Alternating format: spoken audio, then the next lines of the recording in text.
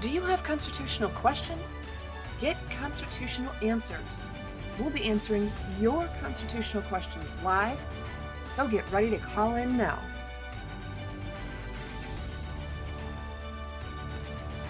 Are you a prosecutor, law enforcement officer, or local government employee? Want to make sure you are executing the laws in a constitutional manner? Are you a city council member, township board member, or state legislator? Want to ensure the laws you pass are constitutional? Perhaps you're a citizen who wants to know the proper limits on government and the protections for your God-given liberties. Regardless of your role, call me, Constitutional Attorney Catherine Henry, with your constitutional questions during our live call-in show now at the phone number listed on the screen. And remember, together we can restore freedom.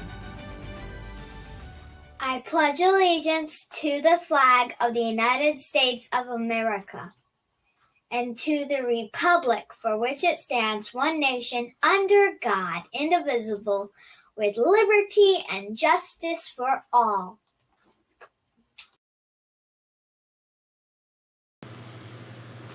Hello, everyone. Looks like our audio should be working today, so we'll see how this goes. Hello, welcome. I'm Constitutional Attorney Catherine Henry, and I welcome you to our next episode of Restore Freedom Weekly, where it's our live call-in show. You can call and ask your constitutional or legal questions, ask questions about the proper role of government, or the free exercise of your God-given liberties, all kinds of things like that. Keep in mind that although I am licensed in several jurisdictions to practice law, I am not by any stretch of the imagination licensed to practice in all 50 states. And so for a lot of state-specific stuff, I'm just going to give you a general, hey, in across the U.S., generally speaking, this is how this works, this is what you should look for, kind of answer. But for the jurisdictions I'm admitted to practice in, I'm able to give a little bit more information about that. And it looks like my husband forgot that it's live show day, so he's planning on calling me in 10 minutes, so give me a second so I can remind him not to give me a call, because even though it's on silent, he's one of the few people that can get through when it's on silent. So okay, hopefully he'll join us over here. Okay, so I'm gonna throw on, let's see,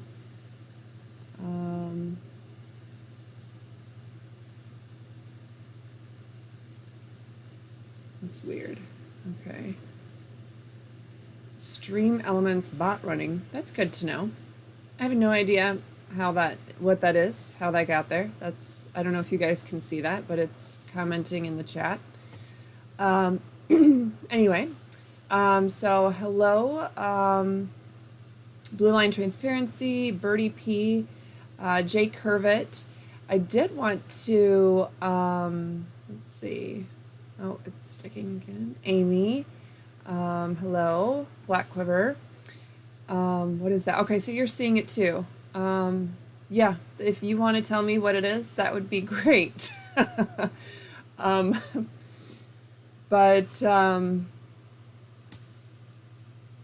yeah, I don't know. If you guys want to, look it up, I guess, and tell me how it's there, what it is, what if it's helping me or hurting me, that would be great.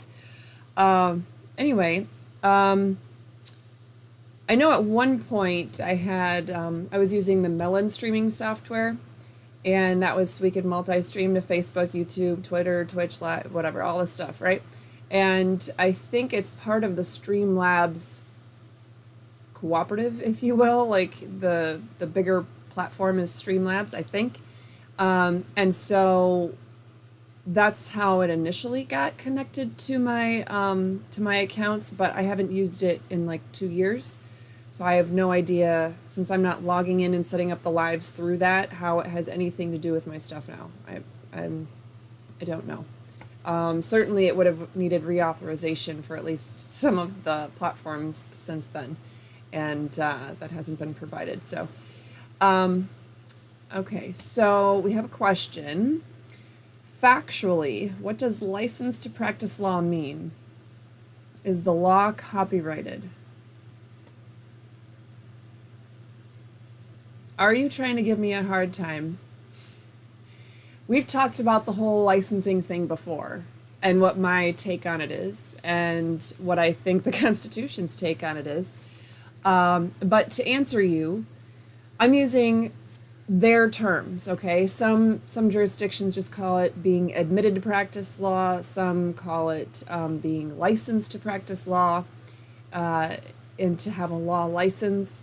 But for the most part, we'll just say it's a law license, so the license to practice law in any given jurisdiction. And it's the same thing, I would say, it's the same thing as when you have to have a barber's license or a business license, you know, a license literally just to have XYZ business. Or, gosh, there's, you know what I'm talking about, the hunting licenses. That serves a little bit different purpose. So I'm gonna retract that because it's not exactly the same as a hunting license. I'm not saying I agree with hunting licenses, but it serves a different purpose. So any kind of employment license, that is what I'm talking about. When we talk about the license to practice law, or, you know, having a barber's license or a business license or any of those things, right? I don't think there should be a license for any of that, because that is getting in the way of you earning income. That is getting in the way of you being able to have contracts. And then you start to have constitutional implications like, I'm having a rough day, guys, so I'm actually having to look up a constitutional provision to tell you where it is. Good gravy. I cannot for the life of me. Is it in here? No, it's in. There we go. Okay. I was right. Okay. No, I'm not. I was going to say Article 1, Section 10 talked about that, you know, laws cannot be put into place that would hinder your ability to have contracts and follow through on your contractual obligations. But I think I was mixing that up with the Bill of Attainder and ex post facto laws, because the Michigan Constitution has those closely related in the state constitution. So, and I believe it's Article 1, Section 10 of the Michigan Constitution that talks about that. So let me just open my trusty Michigan Constitution here. Yes. See, I'm not totally losing my mind. Article 1, Section 10 of the Michigan Constitution, no Bill of Attainder, no ex post facto law, or law impairing the obligation of contract shall be enacted. Okay, so that's what I had in mind. Anyway, so I don't think there should be a license to do any of those kinds of things. Now, I'm not saying I agree with having to have a license to drive, or a license to carry a firearm, or a license to hunt or fish. I'm not saying I agree with that, but they serve a different purpose. So, for example, the hunting and fishing licenses, if there is the risk of endangering a certain species, or they only want so many deer hunted in a certain area in a given year or whatever, because there's a legitimate concern that we could actually permanently do damage to the species. I think there's some concern with that. In general, having a hunting license or a fishing license, I think, is stupid. I don't think you should have to have a license to feed your family, and that's literal feeding your family. I also don't think you should have to have a license to feed your family in terms of earning a paycheck. That's a legitimate method of earning a paycheck. And for those of you who have commented before that you think I'm using some sort of vaping device, honestly, I don't even know what they all look like. But this is a can of Zevia that I drink from, so I just use a straw because it's easier when I don't want to like chug my can of pop on the show. Anyway, so to answer you about, is there, of course it scrolled up on me, is the law copyrighted? Well, licensing does not only apply to copyright, first of all, smartass, but there's a lot of different intellectual property stuff, let alone stuff that's not in the intellectual property realm that involves licensings. But I don't think there should be licensing at all. I don't think you should have to have a license to practice law. I think there are a lot of good, let's just take me, for example. I'm admitted in five? I don't even know anymore. Let's just say 6 jurisdictions. I've been admitted to practice in 2 states, 2 federal district courts, the United States Supreme Court, and the Saginaw Chippewa Tribal Court. So I guess that's 6. At any rate, so I'm not licensed to practice law down here in the state of Florida. At this point, because the city of Ormond Beach has decided to be a bunch of bums, not read the law, not read the Constitution, not even read their own stupid ordinances, and come after me and try to take our home and take our property, everything we own, and fine us indefinitely, which is clearly unconstitutional for a variety of reasons, but we'll just stick with the 8th Amendment for the most obvious. I now know more about a significant portion of Florida laws, Florida court rules, Florida cases, Florida appellate procedures, even Florida magistrate level, administrative level procedures, than a huge chunk of Florida licensed attorneys. I guarantee you. I know more about the law and procedures than the assistant or deputy city attorney in the city of Ormond Beach. She's made that perfectly clear. And clearly, with the briefs that have been submitted at the appellate level, the law firm that they have representing them in the appellate proceedings, I think it's fair to say I know more about the statutes and cases and court rules and appellate procedures than they do. Just give you one example. They filed last year, they filed a petition for rehearing when the judge granted my motion for stay at the circuit court level while my appeal to, or my petition for writ of certiorari to the Court of Appeals was pending. And the thing is, the petition for rehearing was done away with in the 1970s, and it is now a motion for rehearing. And that's also what you use if you want a motion for reconsideration, which is essentially what they're asking for here, because we never had a hearing on the motion for stay. They just never filed a response. So why would we have to have a hearing if they never filed a response? They had 15 days to respond, and they never responded. So at any rate, the fact that they never responded and then thought they could get a second bite at the apple afterwards tells me they don't know anything about the court rules or procedures, or they just don't care, or both. But anyway, so my point is, I know much more, practically speaking, than several other Florida attorneys about Florida court rules, procedures, etc. But I'm not admitted to practice down here. I'm not licensed to practice Florida law, so I am not able to take Florida clients. Except, okay, I guess I have been admitted in 3 district courts in federal district courts in the United States, because I was admitted into the Middle District of Florida Federal District Court to be standby counsel for Foshin in his First Amendment auditing case. Oddest situation ever, because I got admitted to practice in a jurisdiction I didn't even ask to be admitted in. So, anyway, so my point is that we'll set that aside. Good afternoon. This is Catherine. Who am I speaking with? Yes, my name's David. Was wanting to know if you know any civil rights attorneys in Tennessee, or you could refer any, please. I do not. I do not have a referral for a single person in any single jurisdiction anywhere because most attorneys are not that great. So I unfortunately don't know who to send you to. All right, thank you. Yep, you're welcome. That's a first, guys. I've never had anybody call in just to ask for a referral for an attorney before. So I guess let me be clear.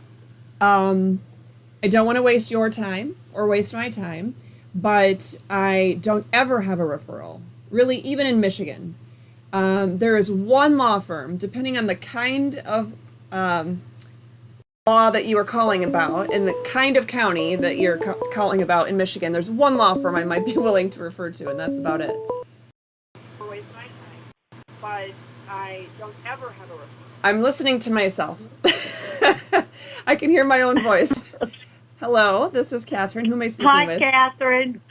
It's JC. Oh, yes. Hello. Hello, can you hear me? I can. Can you hear me okay? Yes, I can. Okay, so just so all of you know, on the line with us right now is the sponsor of today's show. I had totally forgotten I even had that option available through my PayPal account. But if you want to sponsor one of the episodes for the week, you can do that. Now, it would normally come with it like some sort of other advertising, but you didn't send me anything along with that you would want to share. So I thought at the very least, I would at least give you verbal credit for sponsoring our show today. So thank you very much. You're welcome. So and I hope you got the other stuff I sent. Oh, you mean, yes. You just mean a donation that you sent, right? Yes. Okay, yes. Yeah. I did receive that. So thank you. You're welcome. So before I touch base on whatever the question or update is that you have for us today, I just wanted to take 10 seconds and finish off my thought that we were talking about when you called in, if that's okay. Sure. So as far as what my dog Rex was asking about with licenses, no, I don't think you should ever have to have a license, but I think we need to play their game for now until we change the system to be what it's designed to be. So I'm not going to attempt to practice law in a jurisdiction I'm not admitted to practice in, until we change the system and make it better.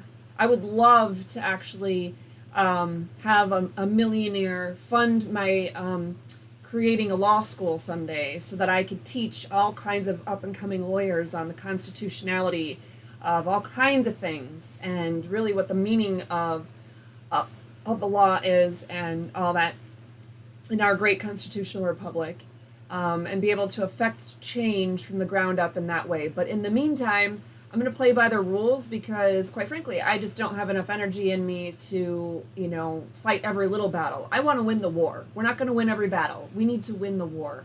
So anyway, a lot of time spent on that, but I'm passionate about it. So anyway, to finish answering that, back to our Pennsylvania caller. Now, do you have an update for us or a question or both today? Well, I have an update and a question. A few weeks ago, we talked about the chicken ordinance. Yes. Having chickens. Well, the ordinance, I had to tweak it, and it got passed. I got it passed. And what was, you have to remind me, because I thought the ordinance that was before you was actually a bad thing, so refresh me then, because what was it that you were working with the group home, I haven't heard any word yet on the group home. Right, but haven't got anything. But the chicken ordinance, what was it? I must be thinking of it backwards because I was thinking there was an ordinance that said, didn't the ordinance say that you had to have a licensed vet for your chickens and like all kind, stupid stuff like that on the books. Isn't that what it said? Correct. And I called the veterinarian in charge of fowl and poultry at the Department of Agriculture in Harrisburg, had a very good conversation with them, and it turned out that we have certified poultry technicians. And I had to explain to them at the public hearing last Wednesday exactly what that was. And they agreed with me. They put it on the ordinance. They changed the ordinance. Okay. And other things that you have to do with chickens because of the bird flu and that. So, yeah, I tweaked it and they accepted it. Okay. And the guys who wanted chickens were happy, and I was happy for them because I wanted them to have chickens, and it worked out good. You just want the cost of your eggs to come down. So- Yeah. Well, now here's the problem, Catherine, with this. They want people to pay $50 for a permit to have chickens.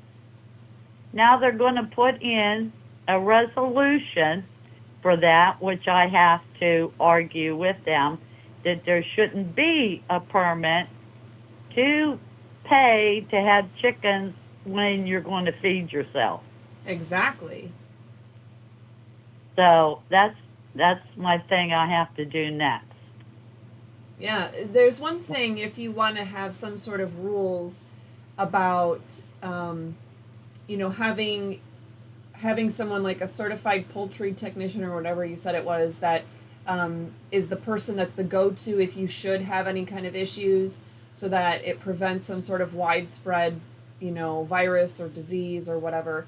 That's one thing to say, hey, be prepared, have something lined up if it's needed.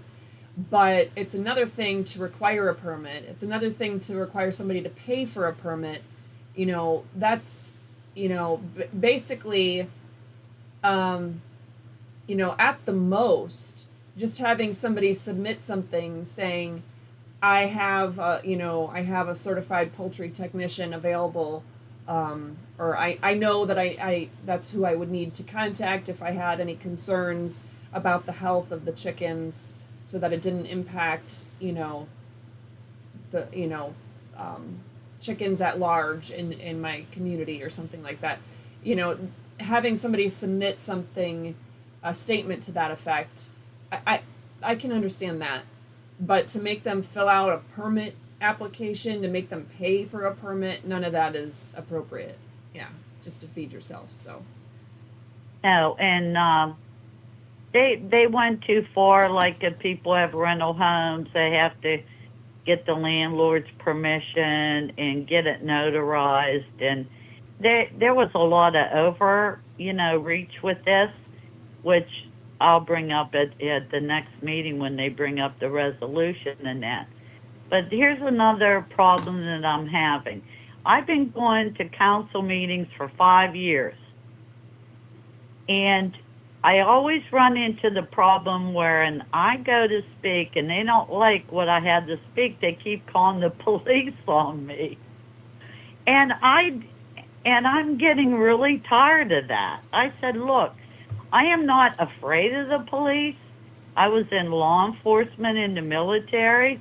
I said, I know more than you guys do, and I keep up on the laws. How do I get them to quit calling the police on me because I say something they don't like? Yeah, I would make meticulous records of it and then, get some sort of injunction or restraining order. It just depends on, I don't know all the Pennsylvania statutes, but, some sort of keywords that I would think to look up would be, injunction, restraining order, abusive process, malicious prosecution.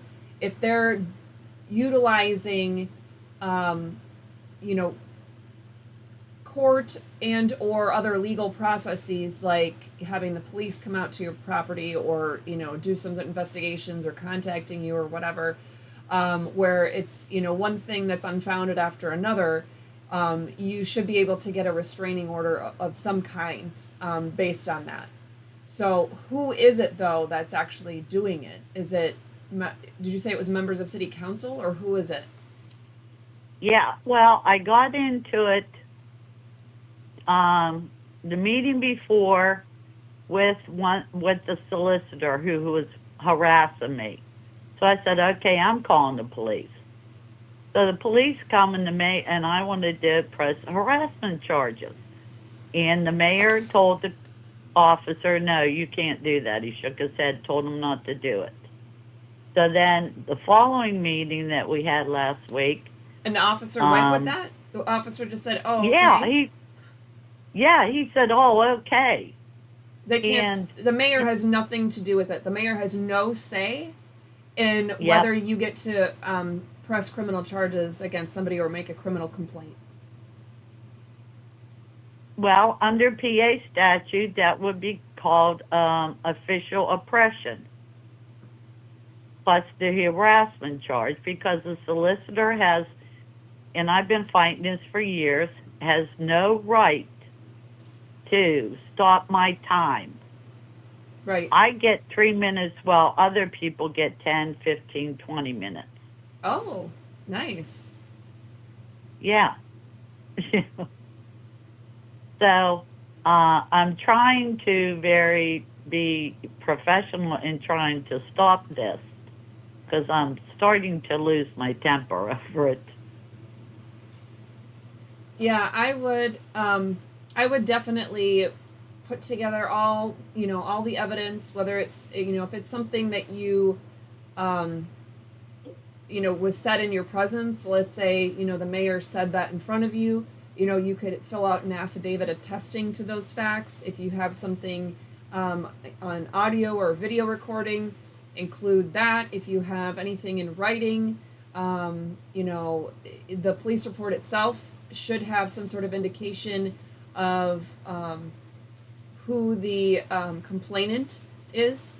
So I would gather all those records, and then if you can show that there's a pattern, okay, like show the meeting minutes to show, hey, I spoke at the September 1st city council meeting, and then September 2nd the police are at my door. I spoke at the September 15th city council meeting, and September 16th the police are at my door. You know what I mean? Like, if you can, the more clear of a picture you can paint with the evidence, the easier it would be for you to go ahead and obtain some sort of injunctive relief from the courts about that.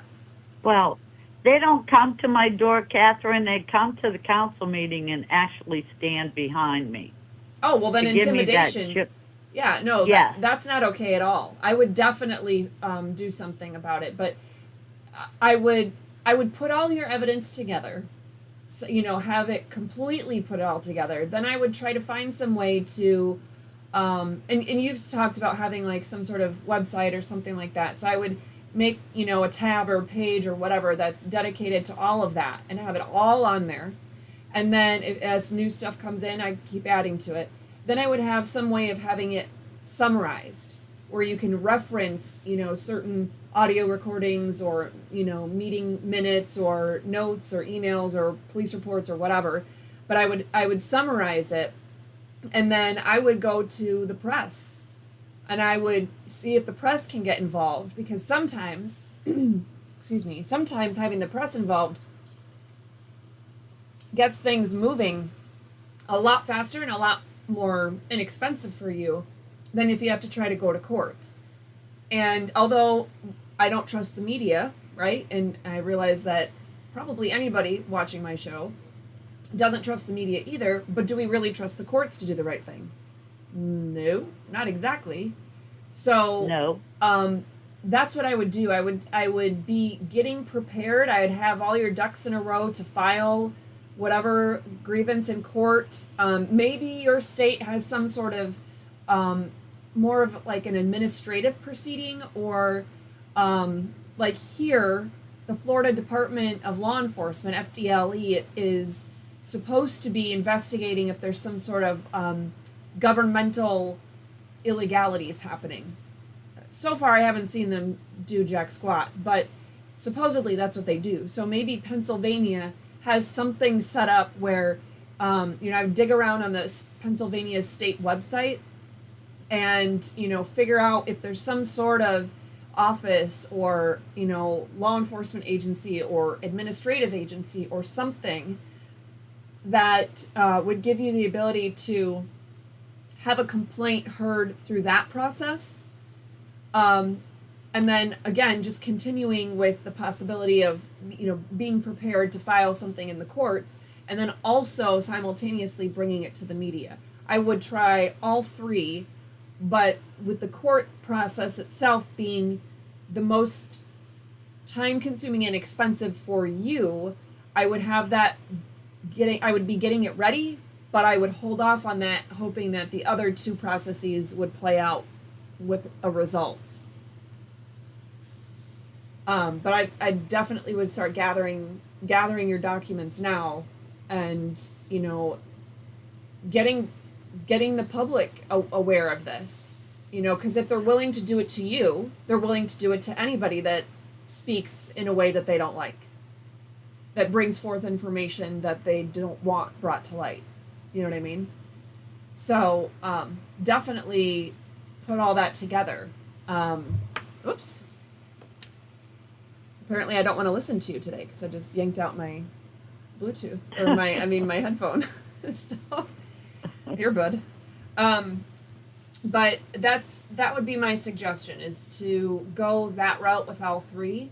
And if you have, better yet, if you get your ducks all in a row, you have all your stuff, let's say you have all your stuff uploaded onto your website, and it is, it's got anything and everything, police reports and meeting minutes and, audio and video and whatever, right? An affidavit, whatever it is, you have all your ducks in a row and it's all on your website, and then you have a nice, concise summary. I would reach out to some of the First Amendment auditor community and see if any of them are willing to give you some traction on making it known that way as well. So in the alternative media realm, I wouldn't give up on the mainstream media though, because sometimes stuff, does move when it gets brought there. So,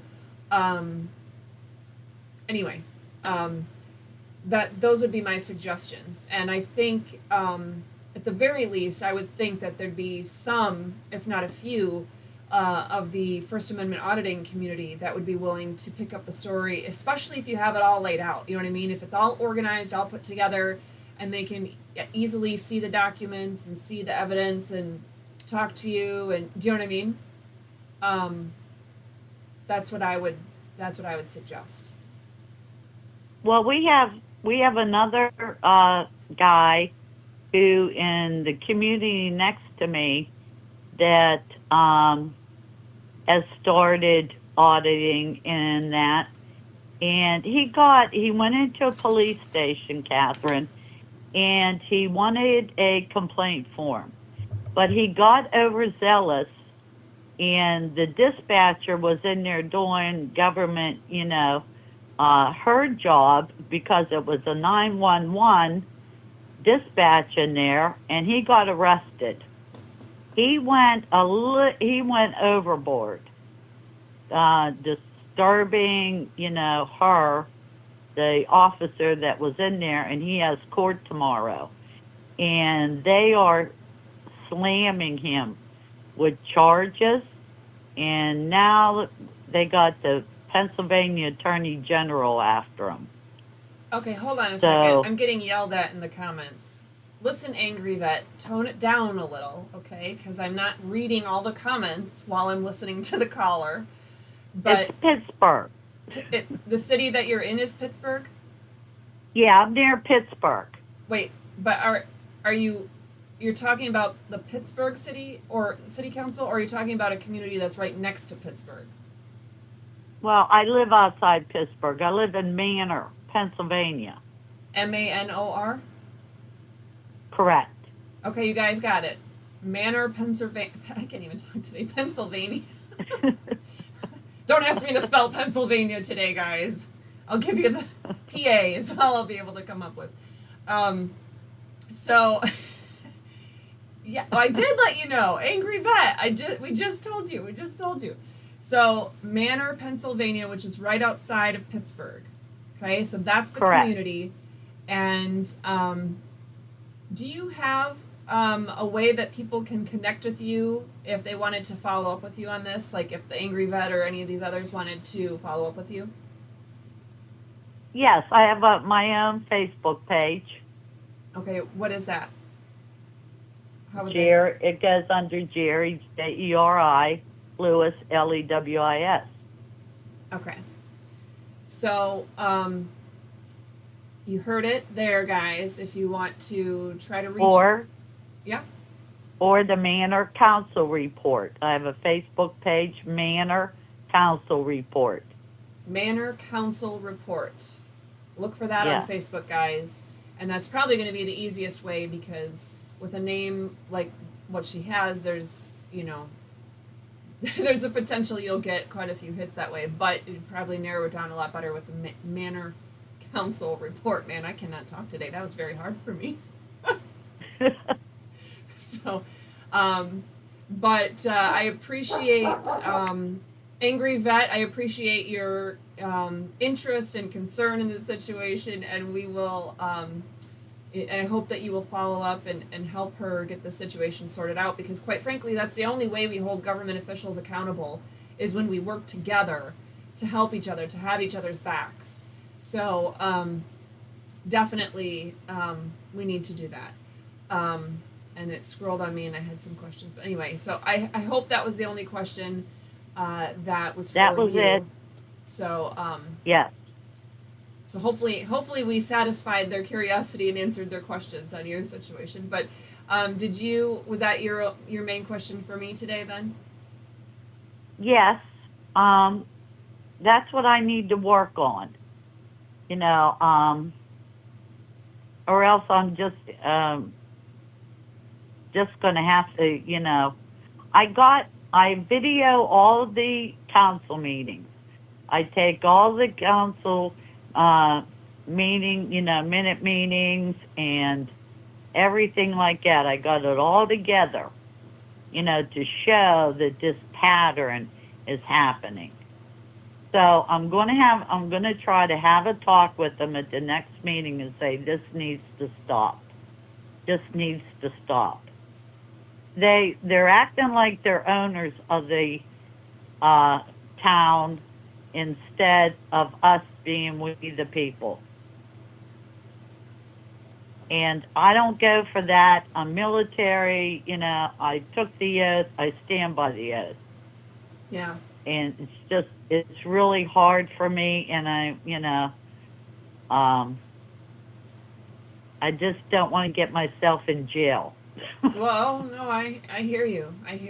And even though they never booked me in jail, having to battle a bogus criminal charge against me for 2 years, that wore me out, and I now have PTSD when I see law enforcement. I never used to be afraid of law enforcement, and I'm not afraid of those. If the law would work the way it's supposed to, if justice would actually, happen and judges and prosecutors would do what they're supposed to be doing, I wouldn't have any fear.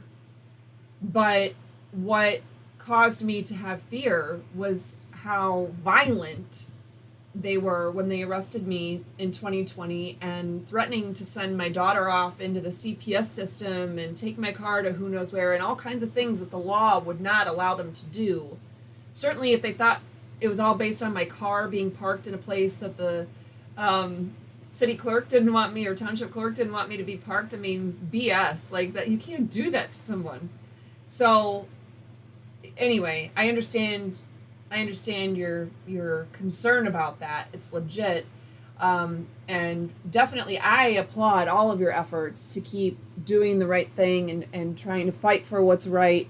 And not just in your realm, guys. I want you to realize that, our caller serves on, I don't know if it's the technical term, but the zoning board of appeals essentially.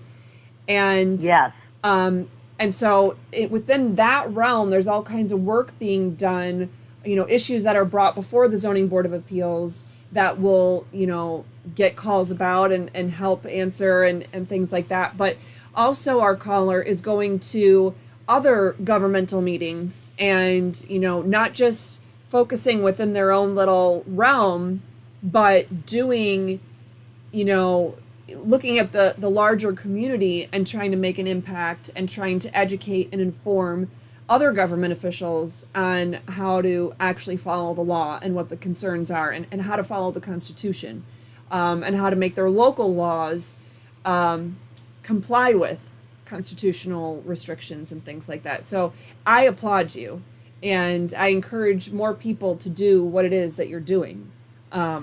Definitely. So, well, I definitely appreciate the update today and the question.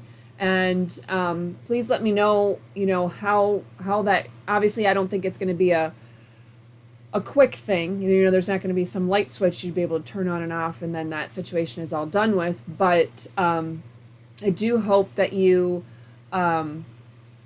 stick with it and try those different avenues, if you will, that I suggested. And definitely don't forget the one I think that might be easier for you to forget about is trying to look at the state government to see if there's some sort of internal investigative mechanism that they have to look at this kind of, intimidation for public participation in meetings and things like that, because that, I would think, there'd be some sort of governmental agency there to jump in and do those investigations. So I will certainly look at that. All and right. do my research. Well, thank you so Okay, much. thank you, Catherine. Yes, have a great day. I appreciate it. Yes, absolutely. You too. Bye. Bye. All right, guys. So, let's see. Yeah, I don't know if she did end up jumping in, but I haven't seen Lori. Actually, I haven't heard from Lori in a while. So, I tried to reach out to her yesterday and haven't heard back, and hadn't heard back from her. I think it was last week, as well. So I'm not sure. Hopefully everything's going okay and she's just really busy. Yes, do please hit the like button, hit subscribe if you haven't already, hit that notification button that'll let you know when we're going live, if you haven't already done that.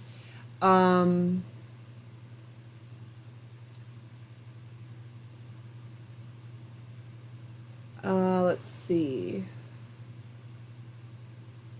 Okay, well, those are comments from a long time ago. I'm really far behind, guys. Let's see. So I am scrolling on here again.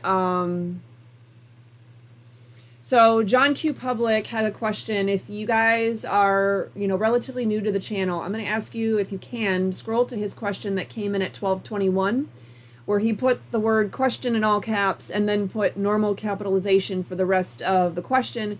I would greatly appreciate it if your questions were typed in that format, because that it helps me see it visually. I can grab onto it. So as you guys are having a bunch of chat back and forth, I can grab those visually a lot faster, and I don't miss one of your questions. Just don't put the whole thing in all caps, the whole question, because that's, really hard to process. But anyway, so his question is, of all the Attorney General candidates in Michigan, do you have a favorite? You know what? I'm going to be honest. I don't even know who they are right now. I know a prior Attorney General candidate is now running for governor, so he's not an Attorney General candidate right now. And that'd be Tom Leonard. And I assume Matt DePerno is probably running, but if you want to let me know who all the people are, I can tell you if I know of them personally, or, what my opinions of them would be. The angry vet said, we don't need lawyers. I don't think that's accurate. I think there's a need for doctors, a need for lawyers, a need for accountants. What I don't think is that it should have to be, if there wasn't such a monopoly on the licensing aspect, if there wasn't, because you can't even sit for the bar, I believe, things that could have changed by now, but I believe California is the only state that you can even sit to take the bar exam without having gone to an ABA accredited law school. And the American Bar Association, the ABA, is a private entity.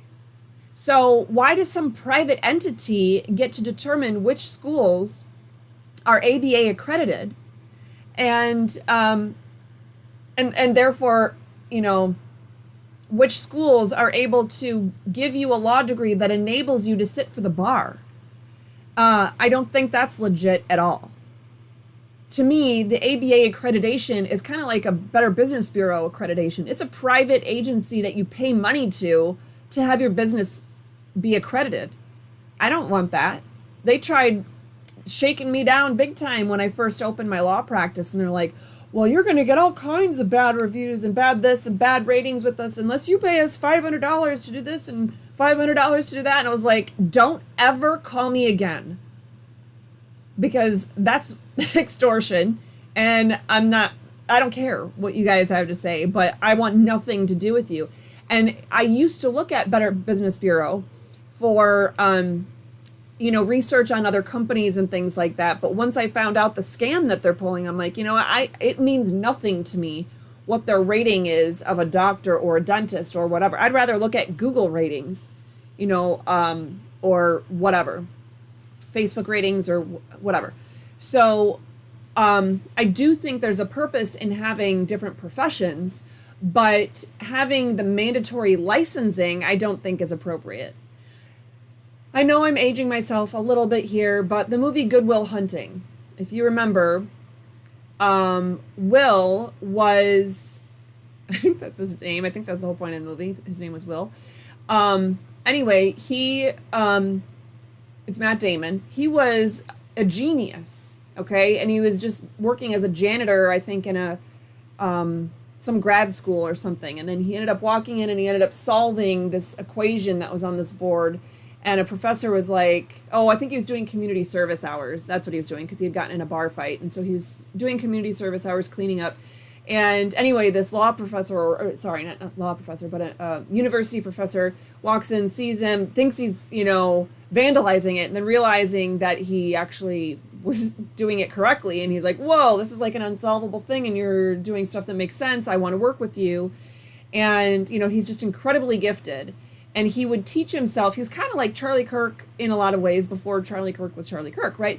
So he would, just go to the library and read all the books that they would be reading in college, and he would be studying all the things that they would be studying, and he could, spout back in these bar arguments with these snooty, grad students. He could, go toe-to-toe with the best of them just based on his own research.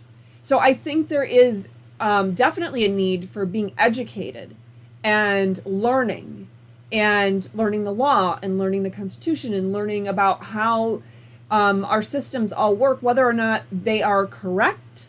We still need to know how they work. I think administrative law systems, everything about administrative law is unconstitutional and needs to be stricken from the books immediately.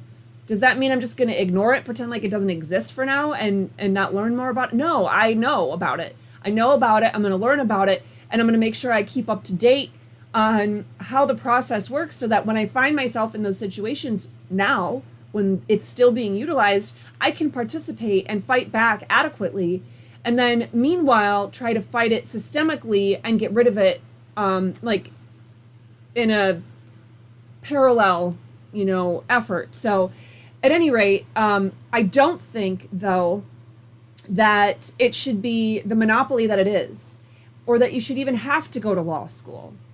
If we're going to do some sort of test, I think if anything, it would be some sort of a test. What are, whatever, common elements of the UCC, Uniform Commercial Code? What are some, I don't know, whatever. I'm like grasping at straws here, but what are the best interest factors in custody cases? That is the Uniform Child Custody Jurisdiction Act is largely accepted and has a adoption rate, virtually across the entire United States with, some modifications, but there's a basic, 13 best interest factors kind of thing. And so to learn something about that, whatever, but I think having a skill set, there is an argument to that, but just going to law school doesn't necessarily give you that skill set. There's a lot of things that about the practice of law that I've had to teach myself, or that I've learned, just from experience and opening my own law firm almost 20 years ago, that law school never taught me. And I owe a lot of money for the last 2 years of law school. Virtually debt-free. I worked all through college and my first year of law school. Couldn't sustain that as a single mom to continue working while going to law school in the last 2 years. And I was getting virtually no help from my son's father. So, and no financial assistance from any friends or family or anything like that. So putting myself through school, I'm still paying it and I'll never pay it off. But I don't think that should be necessary, because although there were valuable lessons learned there are other ways to do that. And if we open it up so that there's, it's basically, I think what it should be, and I'm focusing on the license to practice law in this particular scenario, but I think it holds true for a lot of other occupations as well. That basically, if you advertise, okay, listen, I am an attorney. I represent people in court or in whatever legal situations. But I have the benefit of marketing myself as someone who has a specific certification or whatever. Now, that's something that, say in the Michigan, the Michigan bar, you're getting licensed to practice anywhere in the state of Michigan, any trial court, any transactional documents, I could do all that. But what I haven't done is gone to the Institute of Continuing Legal Education, which is a private organization, but it's the official training arm of the State Bar of Michigan. But anyway, I haven't gone to ICL and done their certification series on family law. No, I just represented thousands of clients throughout the years and done thousands of divorce and custody mediations and mediations with other aspects of child development and whatever, child protection cases and things like that. But I never did their certifications. So does that mean I'm not qualified to serve an XYZ position? Probably more qualified than a lot of people that just simply went through and checked the box and got the certification, right? But there is some sort of a value to that. And I think it's like, for the person, it'd be a marketing tool.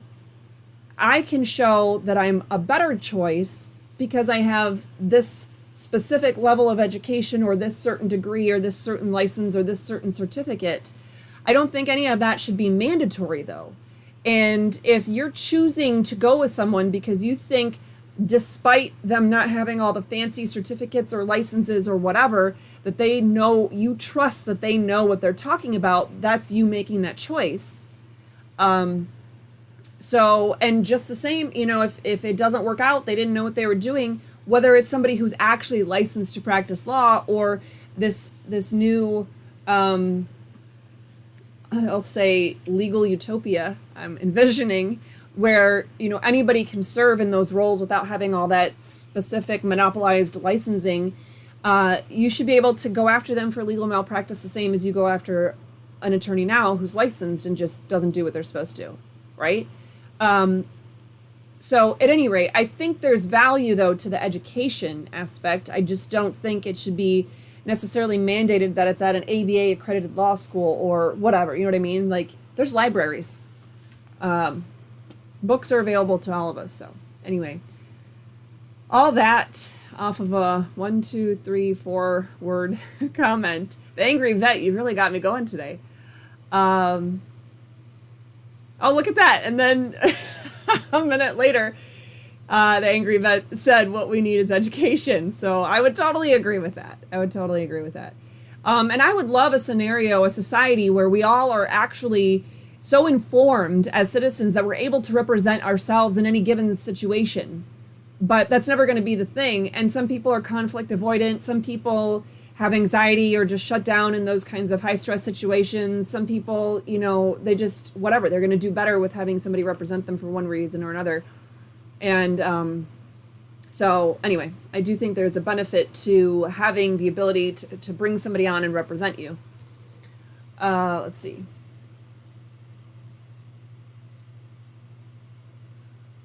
Okay.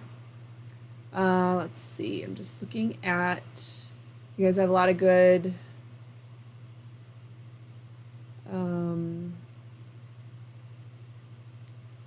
back and forth dialogue. It jumps on me because it only gives me this little screen, and then I try to, dang, it jumped a lot. Hold on a second, guys. Sorry. This is ridiculous. Okay. Wow. That's insane. I didn't realize how much it jumped. Okay, so I'm not seeing questions for me, so I'm going to be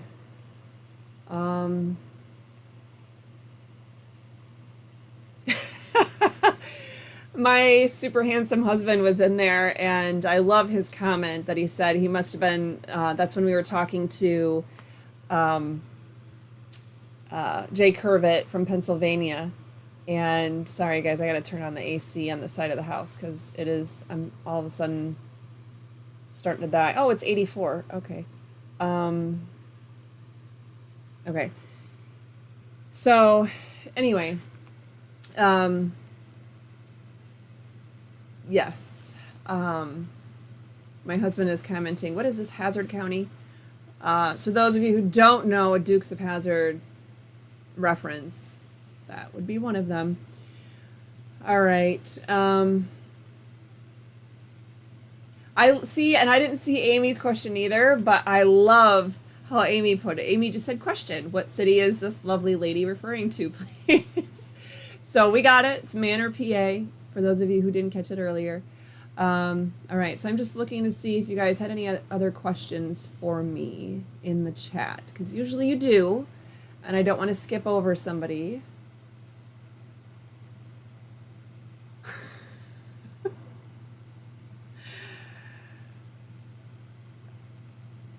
You guys are killing me here. You guys realize, put yourself in my shoes, because you guys were all giving me a hard time. Some of you were asking nicely, and then some of you were just giving me a hard time. I can't listen to what she's saying and keep up on all the comments. I can't be reading, because the second I do try to read, I'm like, oh, that looks like it's something that might pertain to this call, then I'm totally missing out on what she's saying. And that happens with every caller. Can you really honestly participate in two different streams of conversation at the exact same time and not miss anything in either? I don't think so. So let's have a little bit of grace and understanding. Okay, so for those of you who asked nicely, I appreciate the ask. But those of you who are just giving me a hard time and being a little aggressive about it, like, take a chill pill, and I'm only human. Okay, I'd love to have a superhuman strength. And Lori wasn't able to join us today, at least so far. So had she been on there, she has ways too that, just like Mike, she can reach me when my phone is otherwise on silent.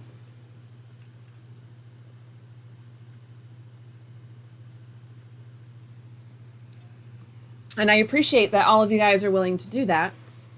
Blue Line Transparency, Angry Vet, Leroy Truth, all the above. I appreciate it.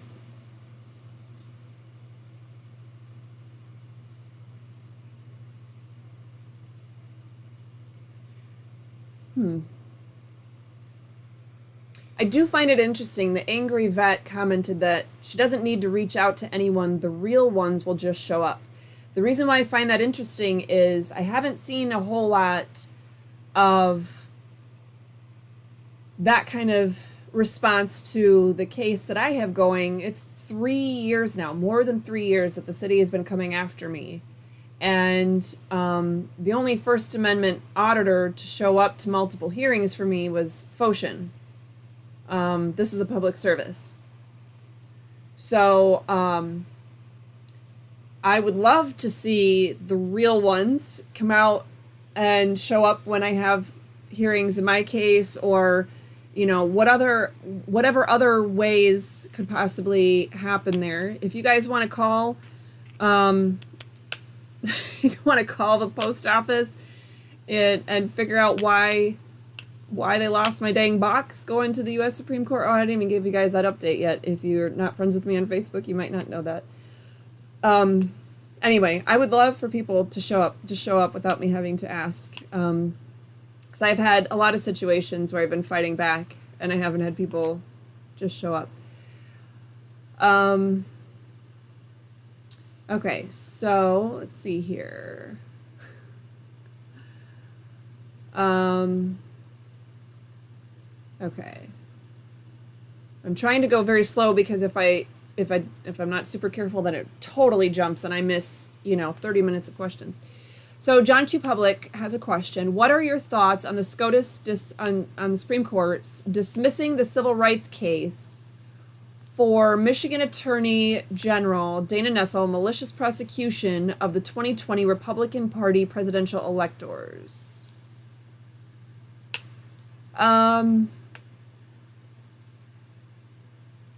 You're saying the United States Supreme Court dismissed a civil rights case. You're saying for, I'm assuming against Dana Nessel. I don't know anything about it. I'm surprised because, in fact, one of the 16 is a friend of mine. Well, some of the 16 are friends of mine, but one in particular has been a friend of mine for 10 years, 11 years, whatever. I don't even know what year this is. Let's just say 10 years. And he reached out to me to ask if I wanted to jump on board with a civil lawsuit, like some sort of 42 U.S.C. Section 1983 or something of that nature. And so they are looking at doing that, but I was not at all aware that they already had filed any of them had filed any kind of civil suit. And it seems strange that would have had time to make it all the way up there, considering it was just dismissed. I tried to answer that. That is very strange. Not sure what's going on there. Okay, so if you want to call back again, please call back. I tried to answer, but there we go. Hello, this is Catherine. Who am I speaking with? Hey, Miss Henry. This is John Q. Public. In the chat. Okay, yes, I recognize your voice now. All right. So what happened was, evidently, this came out like 2 hours ago, and what I was asking you about what your thoughts were on the Michigan Attorney General candidate is one of the attorneys that was the attorney for several of the 2020 Republican presidential electors was Kevin Kayetsky, and he filed the lawsuit against Dana Nessel for civil rights violations against Dana Nessel for the presidential electors for malicious prosecution to recover their attorney's costs and all the costs that they've incurred having to go through this whole process. Well, he filed the writ of certiorari, and evidently the Supreme Court ruled on it today. The United States Supreme Court ruled on it today that they're not going to take up the case. So where did he file initially? So this went through the federal court system. It got denied on the Western District by a Judge Joker, interesting name, Judge Joker from the Western District of Michigan, denied it. He went through the appellate court process, and then it finally got rid of certiorari to go to the United States Supreme Court, and evidently the United States Supreme Court denied hearing the case. And this was done about 2 hours ago, or now it would be 3 hours ago. Okay, so he must have filed it before the case was actually dismissed then.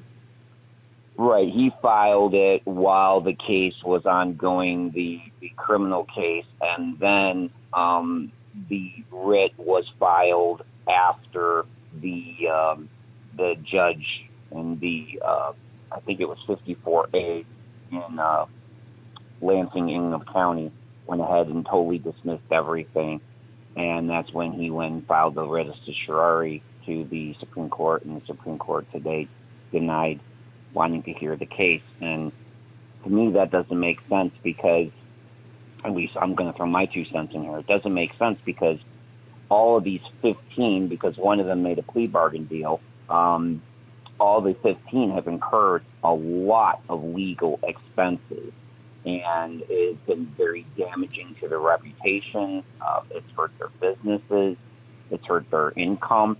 And when you have this kind of lawfare that is undertaken by, the Attorney General, Dana Nessel, it harms a lot of people. And this is exactly what lawfare is all about. It's the Yes. penalties in the process. So I guess I'm kind of questioning or wanted to get your thoughts on why would not the Supreme Court of the United States want to send a message to other attorney generals that might want to engage in this kind of lawfare, or even prosecutors?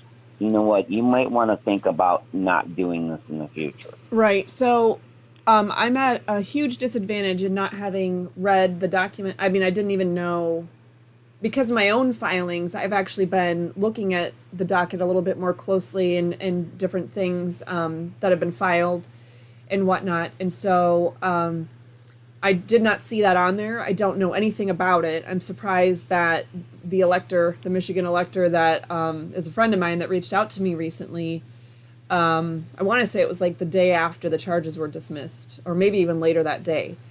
He was asking me to get on board with representing them in a lawsuit. And I just have too much on my plate right now to be the one to take something like that on.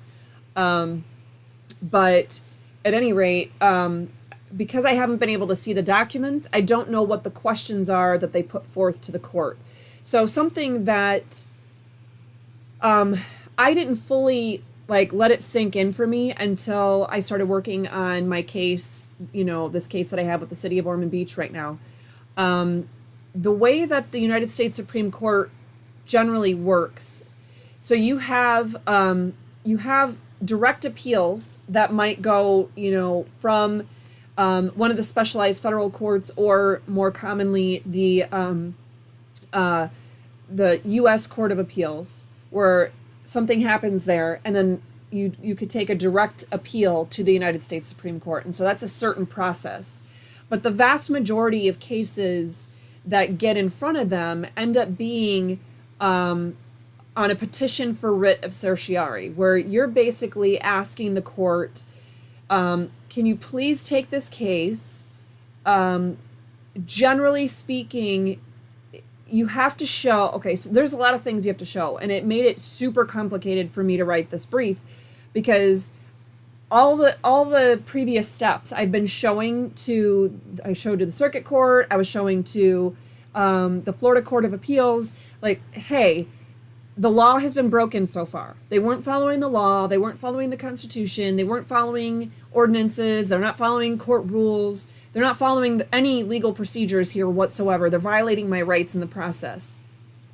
And so it was kind of, I don't want to say easy, because it was very hard for me to make all those arguments, but it was kind of easy for me to just be able to say, this is, here's all the mistakes that they've made. This is what they've done wrong, and I need you to step in and fix it.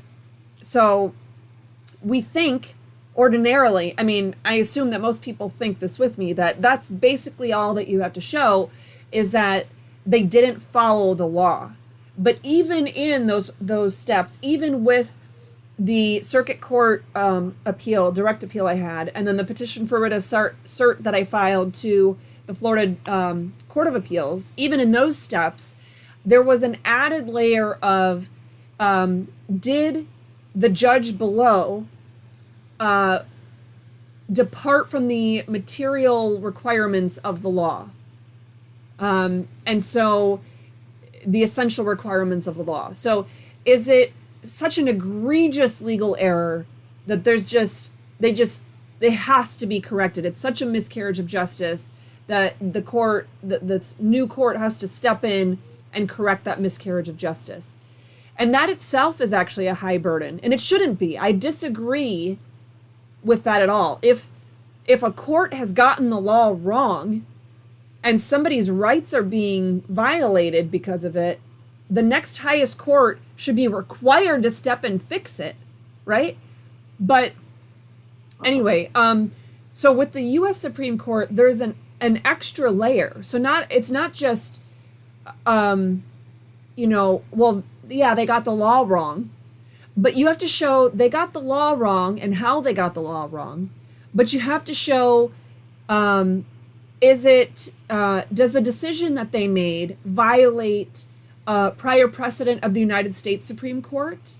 Or does it address a federal question, like a federal constitutional question that has not specifically been answered but should be by the United States Supreme Court? Have there been a conflict between the various federal courts of appeal on this, like the 11th Circuit and the 8th Circuit or whatever on this issue? Have you had state courts of last resort, which are typically the Supreme Court, but in Florida, it's often, for most people, the Court of Appeals, the way they modified the state constitution a few decades ago. But anyway, so you have, if we'll just say a state Supreme Court in in Montana and a state Supreme Court in Florida, have they arrived at this, have they both answered this important question in a different way, in a diverging way? Those are the kinds of things that you have to show to the court. And then you also have to show to the court, the United States Supreme Court, that this is an extremely important question that must be answered regardless. And why? So, there's a lot of hurdles to meet there. So it's possible that the attorney presented, hey, this is how they were legally wrong. These are the laws that they broke or the constitutional provisions they violated. And it's possible that that was a flawless presentation. But and you have to narrow it down to questions. Basically, every legal argument you make to the court has to be presented underneath the umbrella of a question that you're asking the court to answer. So for me, I had like 65 legal arguments that I initially, when I first broke down all the legal arguments that I have raised in this case so far, I was like, okay, I got like 65 of these. How am I going to narrow this down to like one or two to bring it to the United States Supreme Court? Because once you narrow down, as you go to the higher levels of court, once you narrow down and you drop an issue off of your pleadings and you no longer are fighting about that, you can't bring it back later. So that really sucks. And I disagree with the whole process, but anyway, that's how it's done. So I had to be very careful about what arguments I was willing to set aside. And that took the most of my time because the legal arguments by this point, the Florida Court of Appeals made me rewrite and resubmit my briefs 5 times. So, they're fleshed out. In fact, I was thinking this is going to be an easy copy paste to petition the United States Supreme Court for a writ of cert. But it was not because of all these extra requirements I had to go through. And I ended up boiling it down to 4 questions, which is an extremely high number. In fact, in the last 200 or so, 250 petitions that I reviewed from the past like 3 or 4 years that have been submitted and handled by the U.S. Supreme Court, none of the petitions for writ of certiorari had 4 questions presented. Only twice were there 4 questions presented, and it was in a direct appeal, like in a capital murder case or something like that. So, at any rate, it's possible that the question they presented didn't present as important, if that makes sense. If they're not bringing it to the court's attention in a way that convinces the court, yes, not only did the lower courts and the prosecuting attorney or attorney general in that case, did they get this wrong, legally wrong? Yes, they were legally wrong, but is it presented in a way to show that it's of national importance and it's such an important federal question, tied to usually the federal constitution or a federal statute? Is it such an important federal question that the United States Supreme Court is the best one to handle that particular thing? And was it properly pleaded and argued in all the courts below on its way up to the U.S. Supreme Court, because the U.S. Supreme Court is not a court to address things of first impression, of things that have never been tackled before. They are a court of review. Their job is to review what other courts have done. And so they don't ever want to be the ones that are the first ones to touch a legal issue. They want to make sure it's been properly, briefed and argued and handled by the lower courts. And so again, that was another element that I had to put in my petition for writ of cert myself in my pleadings. So without the benefit of having seen what he submitted, my guess is that it's something about the way it was presented to the court that it just didn't meet those kinds of qualifications. And possibly because he had piss poor timing, I would not have filed that before the case was dismissed. So, and how did he really do it? Did he actually file it as a separate civil rights claim?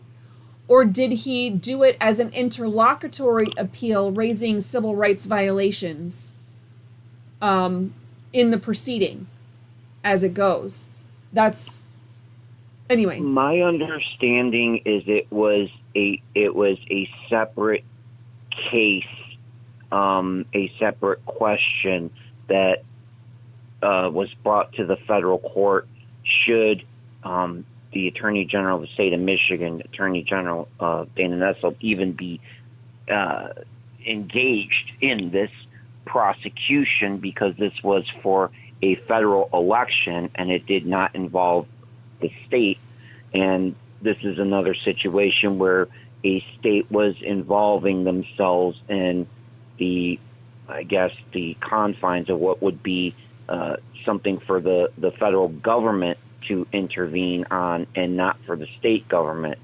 And so they were questioning, should Dana Nessel or any of these other states like Arizona, I think Wisconsin, Georgia, should they even be involved in, questioning the validity of alternate electors, because it is a federal question. It would be a federal situation, because you are allowed to have alternate electors available under the federal law if it's found that, that the original electors were not supposed to be selected. I believe they had this problem during the Kennedy election with Hawaii in the past.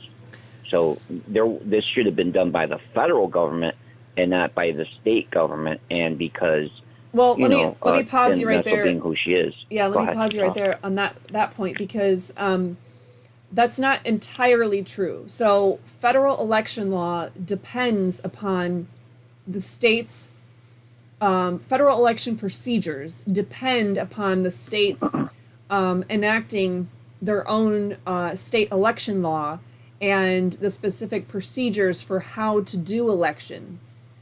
And so to a certain degree, states are definitely the ones that should be, the most, how do I say it? It's just, they would be the ones that are closest to the situation, putting into place, particular election procedures and policies and whatever, not, but laws, right? Through actual legislation. Now, I'm not saying I agree with her prosecuting them, because I don't at all. I 100% disagree with it. But it's been a long time since I looked at what the criminal complaint was and what the allegations were. And I could be wrong on this, but my vague recollection is that the specific things that she was bringing forth to, allege that they had done criminally in the state of Michigan were proper, had they been not politically motivated and all the other BS that's attached to the circumstances of this actual case. I think there was a proper legal basis for that otherwise. I don't think it's something that should have been somehow handled at the federal level in that sense. So again, I say that with the caveat that it has been well, what is the case? It was pending for 2 years. It's probably been almost 2 years since I looked at the criminal complaint. So I'm far enough removed from it that I could be remembering incorrectly. But from what I remember when I read it, that is not the issue I took with it. You know what I mean? I didn't read it and go, this is something that shouldn't be handled by the state at all. It should be handled by federal prosecutors if need be, if there is something to be prosecuted. I think the only legal issue is that there shouldn't have been anything prosecuted. So again, if you or somebody else gets a hold of the petition for writ of certiorari that they actually filed, which you can get on the U.S. Supreme Court's website, you'll be able to see that. I just didn't see it when I was looking there for other things. But anyway, if somebody wants to email me the actual petition or the link, because you should be able to even just email me the link for the petition, I would gladly take a look at it and give you some more specifics of what I see as to why. And maybe it's one of those situations that the court, I'm like, you know what? I think this was beautifully presented and I have no idea why the court wouldn't take it. It could be that scenario, but I just don't have, I'm just trying to give you guys all the possibilities for how the court could have legitimately said no. Because they get a lot of cases, right? I mean, they just get a lot. And quite frankly, my brain keeps going back to this scenario that my friend, who was one of the 16 electors, he was asking me to begin a civil case. So it tells me that, and he didn't even mention that case that you're referring to, that we're discussing right now. So the fact that I'm just thrown because it seems like it must have been about a very tiny, minuscule, like sliver of procedure or something there that maybe was unique to just one client, it just seems like something is off about that, because why would my friend, who's not an attorney, but who has participated in a lot of different legal research and lawsuits and things like that, he prides himself on educating himself about constitutional issues. Why he would not have said that something had already been begun when he was asking me to either take on or recommend someone who'd be willing to take on a case like that. Something strikes me as off. You know what I mean? So if somebody wants to send me that, I'm gonna read it. I'm gonna read the petition.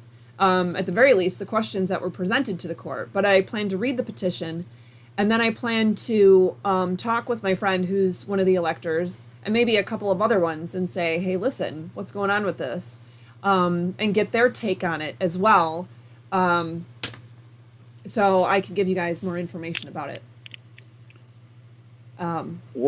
What my concern was, and the reason I brought this up and the reason I looked at it is because I'm kind of pivoting over to what happened with my situation having to do with Second Amendment. I do believe, in my opinion, that I've been maliciously prosecuted because, I said I was running for office and so on and so forth at the time, and I had been in office, and they were trying to send a message, and this was a good way of, getting me, dirtied up for the election, and that people would not vote for a person that, has been arrested on Second Amendment charges. Okay, so now we're going through this whole process. Oh, by the way, I had the quote-unquote mental health illness evaluation that I was required to do by the prosecution, and I got a 1. And the evaluator said, well, we have to give you at least a 1 because you admitted through your interview with me that you have crying spells when you are dealing with your back pain, and that's from my military injury. And she said, so we have to give you at least a 1 on that because you cry because of your back pain. I'm like, well, I admitted to that. There's nothing I can say that's going to be contrary to it. I have back issues. I cry from it. It's very painful. Yeah. Anybody who has back pain is going to cry from it, and it's very, very painful. I can tell you that. So I don't understand what that has to do with mental health illness evaluation. If your back is in pain, which a lot of people have a lot of back pain, are you indicating that they have a mental health issue? That doesn't make sense to me. But anyways, she says, no, that's Well, very, actually, very low. And I would Go ahead. say you should have been scored if you didn't have some sort of emotional response to severe physical pain. That would show you have some sort of disconnect in your head, or that you're so mentally disturbed that you're afraid to admit to that. I mean, like, there's something that seems like you should have been scored appropriately, like positively, for saying, yes, when my intense physical pain rears up, then I have an emotional response. I mean, anyway. Right. So. And I found it very curious for nobody who has gone through this process. Okay. This here was a very, one of those touchy feely situations. And you're supposed to be asking me about why aren't you asking me about my proficiency, about firearm safety and marksmanship skills? Why aren't you asking me about that? Because that is what your question, your concern is dealing with, is, are you mentally capable and competent to, number one, own, possess, and use a firearm in a personal protection or self-defense situation? That is the scope of your query. And you didn't do anything like that at all. Yeah. So I have no idea what back pain has to do with, firearm safety or marksmanship skills. But anyways, I went through their little dog and pony process. Now we're coming to the court hearing, which is going to happen here on the 20th of October. This looks like it's going to get resolved, okay? But the point is, this has been done deliberately. This has been a malicious prosecution as far as I'm concerned. And what they have done is indeed violate my Second Amendment rights.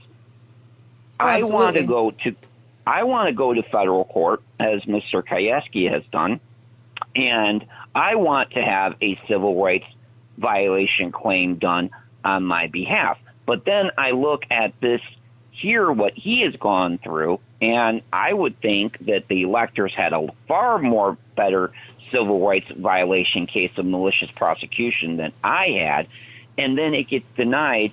So I'm wondering, how am I going to fare at a federal civil rights case at the district court level if Mr. Kayeski, who's a very well-versed attorney as far as I'm concerned, he's a very good attorney general candidate here for Michigan, probably somebody I'm going to be supporting and voting for, he's not successful there at the federal Supreme Court. It makes me wonder, am I even going to have any standing in the district federal court level with a malicious prosecution claim, what was done to me as far as civil rights violations are concerned? Yeah, I would, you would want to look at what all the potential causes of action would be, because, malicious prosecution, that's actually a pretty hard burden to meet, because I'm not saying I agree with what has happened to you, but I don't think that's the proper description of the way that they have legally fouled in your case. And off the top of my head, like I said, I'm just kind of having a rough day today, so I'm not at 100% by any stretch of the imagination. But so nothing is coming to me to replace it. I would just say, if I were in your shoes, not just from an attorney perspective, but literally, if I were in your shoes and I'm thinking, how can I fight back against this? I would not bring up a malicious prosecution claim, because I don't think it even remotely reaches that kind of a standard. I think, what I would do, really what you want to do is just get to the heart of challenging,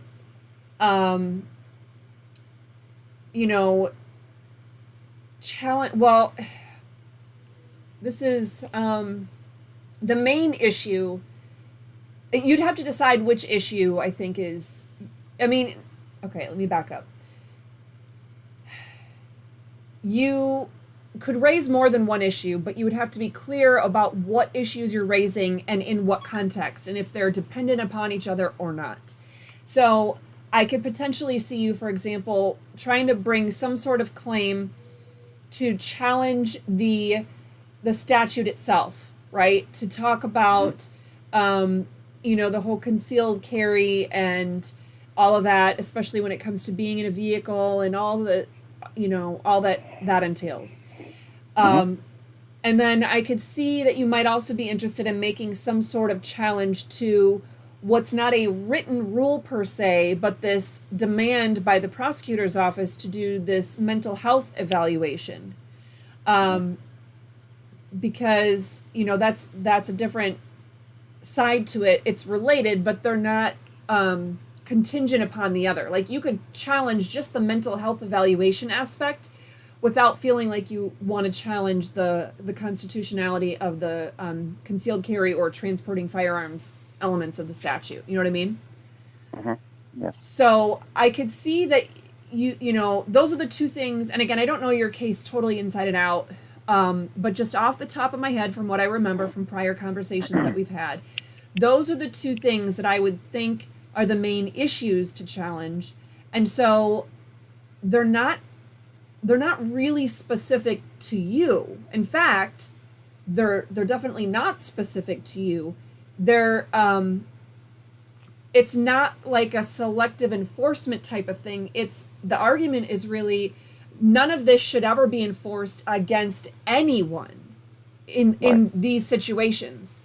And I think that's an even stronger argument, because it's a weaker argument to have maybe like an equal protection type of argument, or something where, abusive process, malicious prosecution, all those things are specific to you, and they really create a more heightened burden of proof that you have to meet. So I would strongly suggest, if you want to make any kind of legal challenge, that it be brought through, it be brought through one of those two mechanisms.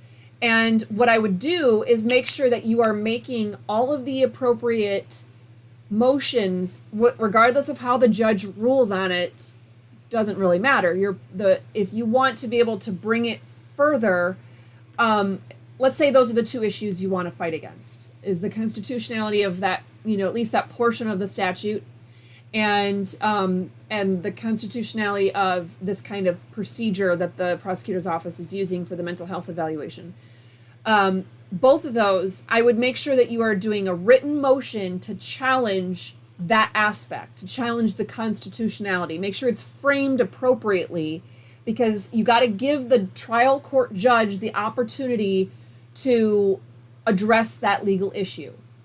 Now, if the trial court judge just summarily dismisses it or denies it or whatever, the case, I don't mean dismiss the case, I mean dismiss your motion. If they, deny your motion, then you might want to consider an interlocutory appeal. Some things, so for the rest of the crowd here, an interlocutory appeal is where you file an appeal before the original case is done. It's still pending. But you're saying this is such an urgent legal issue that it has to be addressed before the rest of the case continues, to proceed. So you just want to make sure that you're not losing the option to raise these legal issues. That's what I'm concerned about.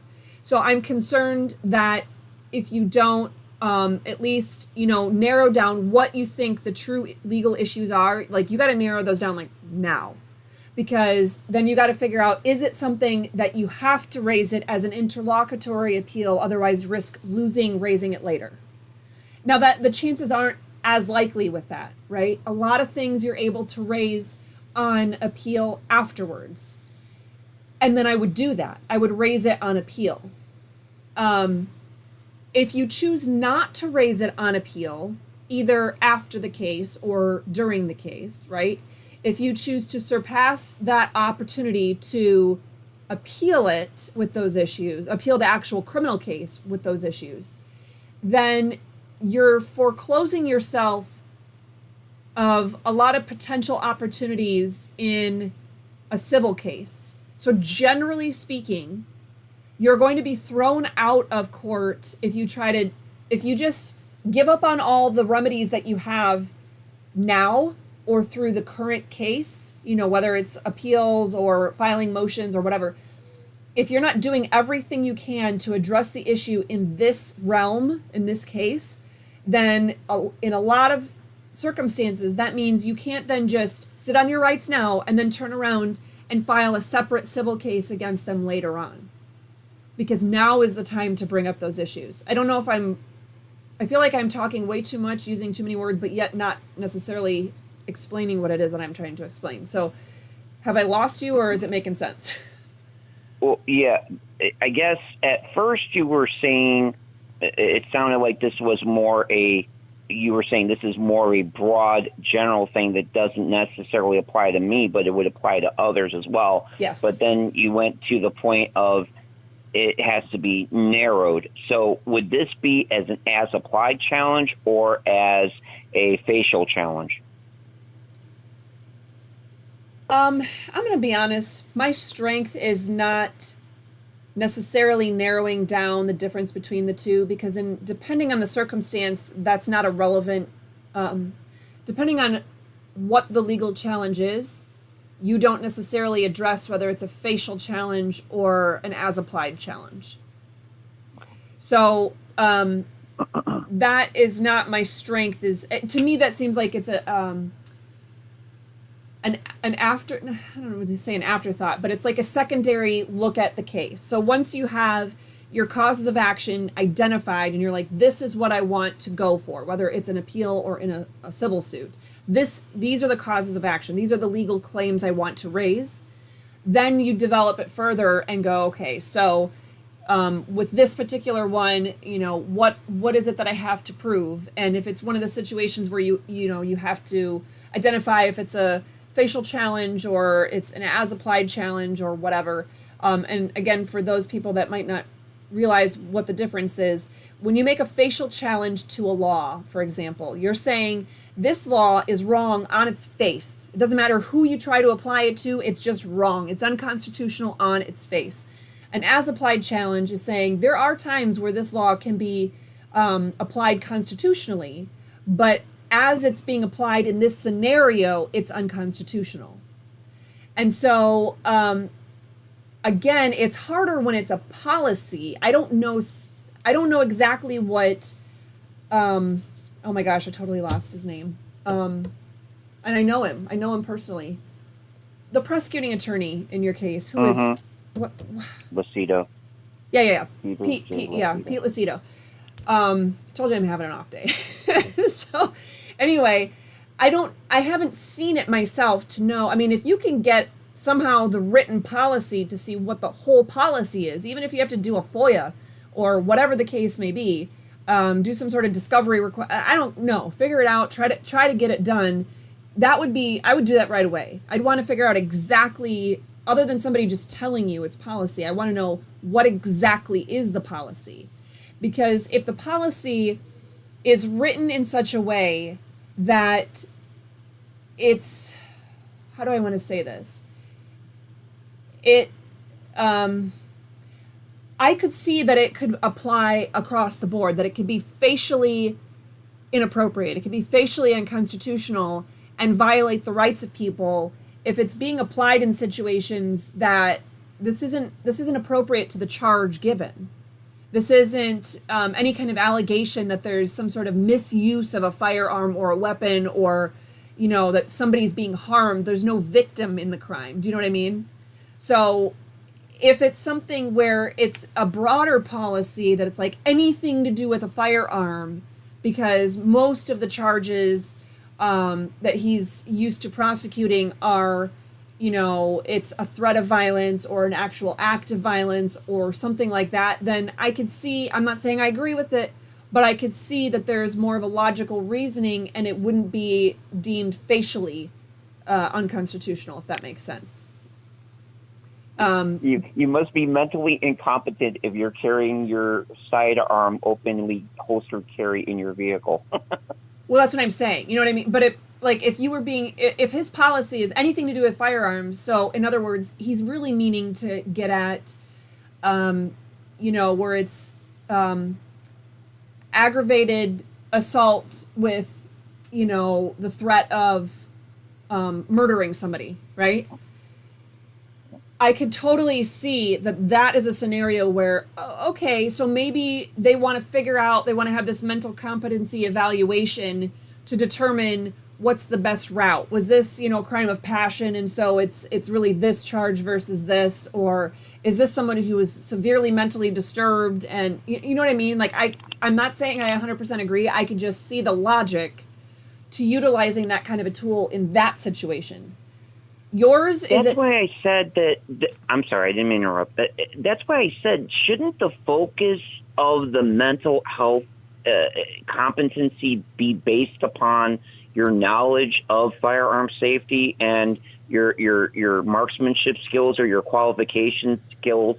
That, okay, what deems you to be mentally competent and qualified to possess and carry and have your firearm? Are you indeed a safe and competent, qualified individual with your sidearm? Which I would have been, and I don't understand why the questioning didn't focus on that. But it was a mental health evaluation.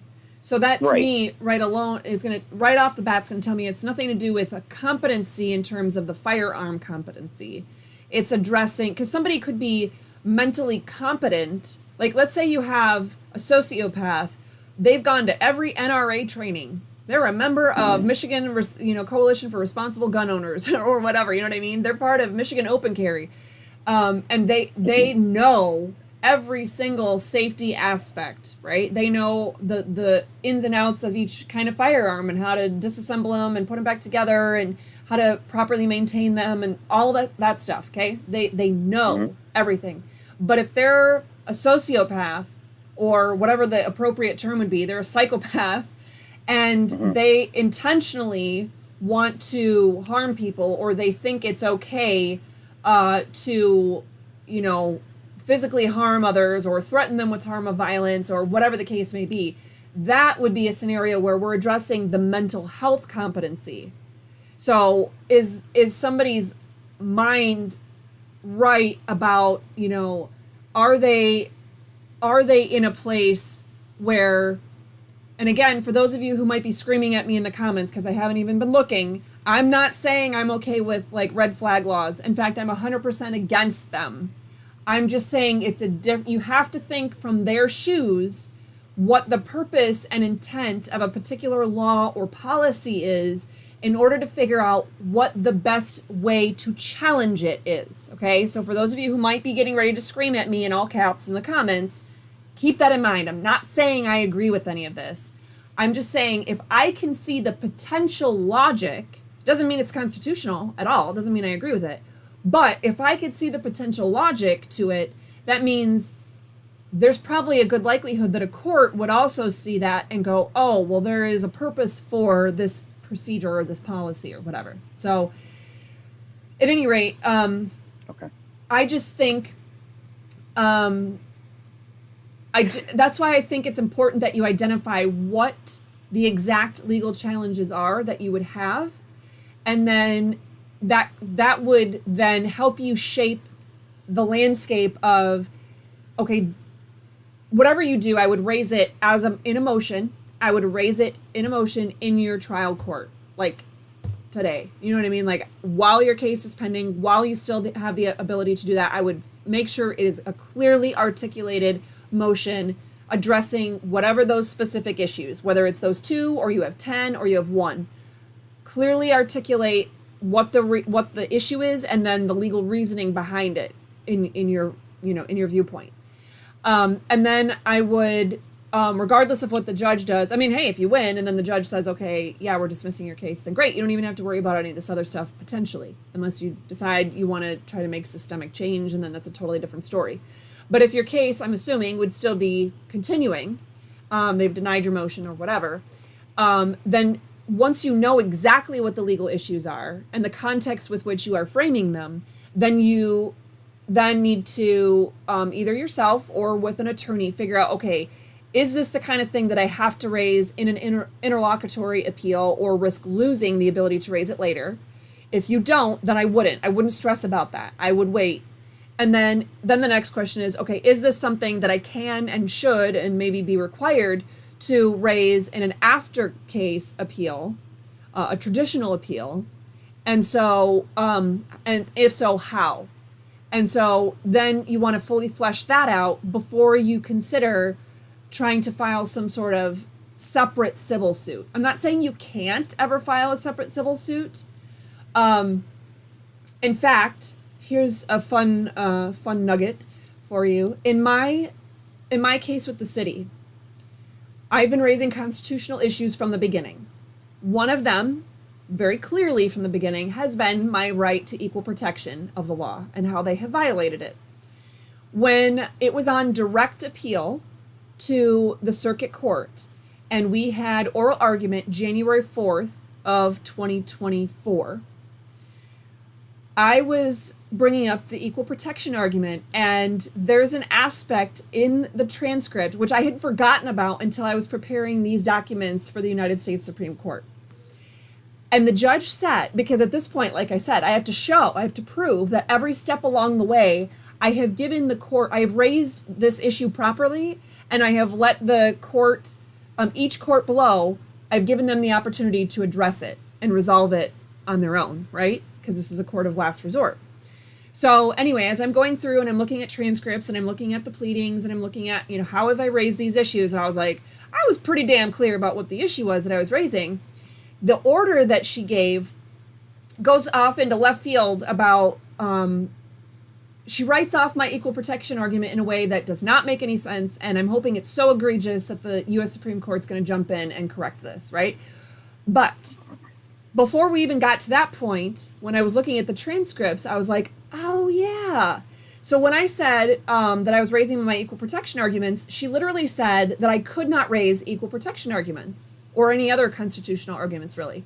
And I pushed back. And she said, you have to raise them in a separate civil lawsuit. And I said, no, I mean, it sounds like you're telling me I need to file like a 42 USC section 1983 claim. And that might very well be, but I'm not required to do that. In fact, if I don't raise these issues now, I would be precluded from raising them brand new later on in a separate civil lawsuit. I literally had this dialogue with the judge in my case in the first round of appeal. And then I pointed out to her that if you look at the case law, okay, again, it's not a thing, but the precedent on, say it was equal protection was the context that I was raising this in. But if we look at equal protection cases, the vast majority of them is coming from, there's a, Euler is the name of the case, the U.S. Supreme Court precedent where it's a class of one. Anyway, so the context was, it was a criminal case and it was with how he was sentenced. And so he was filing it like through the appeals process. And that is the exact thing that I was telling her, is that the precedent on these cases, the vast majority of precedent comes from appeals from people challenging it through or like in response to charges that are brought against them. It's not from separate civil lawsuits that are brought later, because that's really more about getting, reparations, getting money, getting, some sort of relief that way. So, I think the judge realized the complete ridiculousness of her line of reasoning there, because when her order was finally issued 2 months later, she said nothing about the fact that I couldn't raise those arguments. In fact, she said I was required to raise them in front of the magistrate. And when she knew that I did raise them, I mean, you cannot deny that I wrote headings that were equal protection violations. So the fact that she couldn't dismiss me that way, then she came up with this really strange way of saying that, legally I couldn't raise these issues. I'll just tell you guys what she said. What she said in my equal protection argument is I have 3 different cases, right? So I have a case with the pavers, I have a case with the privacy fence, and a case with the shipping containers. And she said that in order for me to raise an equal protection argument on a class of 1, I would have to show others, that are similarly situated, right? That's the basics of equal protection. You have to show that you're treated differently from others that are similarly situated and that there's no rational basis for that treatment. But she's saying that for me, the class of similarly situated is someone who has all 3 types of violations at the exact same time. And what is interesting in this situation is she didn't come up with that. We had no dialogue about that. The other side didn't come up with this BS, legal argument at all until her order came out, right? So there was absolutely no way for me to address it in any of the lower courts. I brought it up in the Court of Appeals, but there was no way I could possibly have known that was something she was going to come up with, right? I can't argue against every possible thing that somebody else might say. But what's interesting, though, is that actually I did. The evidence I submitted does actually point to several other properties. She's saying I didn't even point to one, but I did. I have several other properties that the evidence very clearly says that there are multiple properties that have all 3 different kinds of violations at the same time, and none of them are being prosecuted by the city. So, at any rate, all that to say that you can raise issues. And here's actually, this goes back to, with U.S. Supreme Court cases and the kinds of cases that they take and, showing that a case is worthy of making it to a determination by the U.S. Supreme Court. In my case, one of the biggest arguments I made to them, and I hope this has a huge impact, is that I decided to look up every single case through the Florida Court of Appeals or Florida Supreme Court, every case in the last 20 years where the statute that they're coming after me for, right, where they're implementing these fines, statute 162.09. I looked every single case that even mentions 162.09. Some of them, as you would suspect, it's brought up as like an offhand reference. It's not actually about that statute, and so there's nothing really that applies there. But of every single case in the last 20 years that is actually talking about this statute, not a single one of them was brought through like how I'm bringing it, where you have the administrative hearing with the magistrate, or for you, it would be the trial court level. You have that stuff going on. You bring it to your direct appeal. Everybody everywhere has the right to a direct appeal, at least one round of direct appeal. And then they have continued to bring it to the next court in the appropriate manner and in the appropriate time frame. Not a single case have they done that. What they have done is something similar to what you're talking about. So like in your case, you're talking about, the difference between raising it through an appeal versus you filing an afterward, like a 42 USC section 1983 or some kind of civil rights claim against the prosecutors or whomever, right? So Right. The analogy in this case, or in with this statute, is instead of people bringing it through the actual like appellate process through its statute 162.11 talks about the appropriate procedures for appealing it. No one has done that. Instead, what they are doing is they're not represented by attorneys usually at the first round, right? The trial court level. What they finally get an attorney later on, and that's when the lien has been imposed, the fine has been imposed. They don't challenge the fine. The lien has been imposed, and now the municipality is going to foreclose on their home with the lien. So it's through the city's foreclosure action when they're raising these issues. Or because of a foreclosure action or something similar, they have filed some sort of federal claim to, get at, say, like an Eighth Amendment excessive fines cause of action or something like that, right? So they're attacking it they're raising it in a civil realm that's different than the originating case. They've kind of let all those issues just kind of rest, and they didn't raise any of the legal issues there. They've let the case proceed, and then they wait till some other thing and bring it later on. By doing that, by and large, the vast majority of cases, what the courts have been saying is you sat on your rights. The time to raise these issues was going through the proper, the proper steps, the proper appeal if you didn't win at the trial court level or with the magistrate. In this case, it's doing 162.11 appeals procedures. For you, it would be, raising all of these issues. That's why it's so important that you make sure that even though I know you have some motions on the record, but make sure that if they are not already in a motion, very, very clearly indicated what the legal challenge is and the legal support for that you are putting it in a motion now and filing it at the trial court level and then following it through with that appellate process. Because you may still be able to handle it as a civil claim later, but at least you have exhausted all of your remedies that were otherwise available to you, if that makes sense. What the court appointed told me was that if this gets appealed, because it's in the circuit court, it would go to the Michigan appellate court, and there are no Republican-leaning justices on the appellate court that would hear this case and would find anywhere in your favor.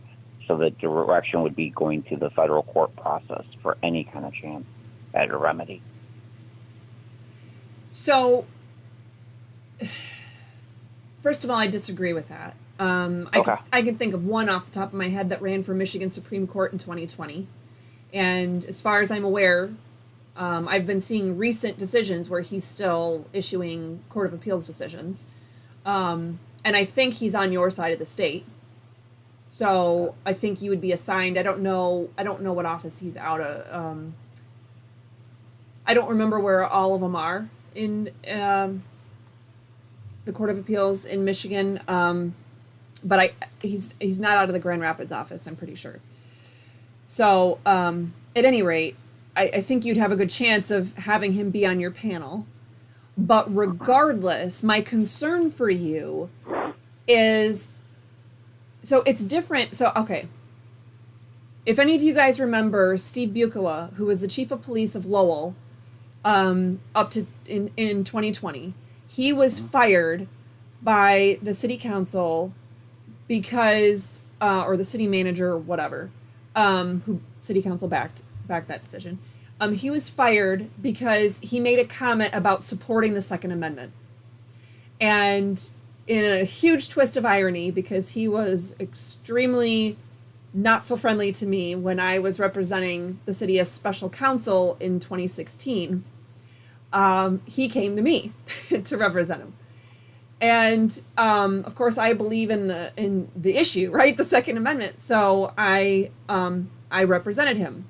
One of the problems, the biggest problem we have where we weren't doing anything initially is because it was, of course, during the time where the Supreme Court issued those orders freezing all new cases, basically, right? Because everything was shut down because of COVID. Uh-huh. So what he and I talked about was strategy between trying to file some sort of claim in federal court or state court, and what that might look like. And of course, we were also waiting for the election. By the time they were opening the courts back up, then you're looking at election results, and we're like, okay, well, I think we should look at, I remember having this conversation with him. I think we should wait to see how the election pans out to see what justices end up on the Supreme Court and what that looks like, because obviously certain ones would be better for freedom and a Second Amendment issue than others. But there's no guarantee with federal judges anyway. A lot of federal judges are all Democrats and liberals and don't know anything about the Constitution anyway. So my point is that was a scenario where we would have been the initiators of a lawsuit regardless, because it was just a government action that was taken. It wasn't a criminal or civil case being brought against him. It was an action taken that we then would have responded with a brand new lawsuit. So for us to choose about which venue we wanted that's the kind of conversation that you have. In your situation, there's a case already brought against you. This isn't some new, it's not like just a policy or just a procedure being implemented where there's not a case already started. And the general rule of thumb is if there's a case started and you have a legal defense or a legal issue that you want to raise, you have to raise that within that context. Otherwise, you lose the opportunity to raise it later. And I actually wholeheartedly agree with this philosophy because you wouldn't want it the other way around, right? If you think about it, like just think of it as a civil lawsuit where, you know, a neighbor is suing you about something. And so, you know, you bring up some stuff, or let's say you're suing your neighbor, right? You're kind of in the shoes of the prosecutor in this example. So you're suing your neighbor for something, and they bring up, you know, a defense, and they kind of allude to a few other defenses, and in the end, let's say you end up winning. But then 6 months later or a year later or whatever, then they decide they're going to file some other case. Let's say that you filed in state court. Now they're filing in federal court. And they're, you know, bringing up the same exact issue that was already litigated. Res judicata. It's already, there's the law of the case. It has already been decided. And they're trying to bring up this new legal argument against you. No, man, you wouldn't want that. You'd be like, what in the world? I already spent thousands of dollars litigating this. I already went through the time, the money, the hassle, the stress of all this. I'm not going to go through all this all over again. Why? You don't get a second bite at the apple. That's the scenario that you're in, right? The city is the one bringing it. They're initiating it, just the same as the city or, you know, county prosecutor for you. But, you know, the city for me, they're bringing a case for me. Both of us are responsible to bring all of our legal arguments that we would have right here, right now. Otherwise, there's a very good chance we would be precluded from raising them in any kind of legal proceedings later on because we missed our chance. Now, we may not get the result we want as we raise them. Let's say, you know, you bring it, if you're in circuit court now, then yes, it would be Court of Appeals would be your direct appeal. And then if they don't handle it the way that you want, and then you try to petition to the Michigan Supreme Court to take your case, and they may choose not to. And that'd be the end of the road for that case. Then in that situation, then you would have every opportunity to bring a civil case against whoever in that situation, because you didn't rest on your laurels. You didn't give up any of those legal issues. You properly raised them at every stage of the case. Does that make sense? Yes. So if your public defender, my guess is that it also sounds like a very costly process too.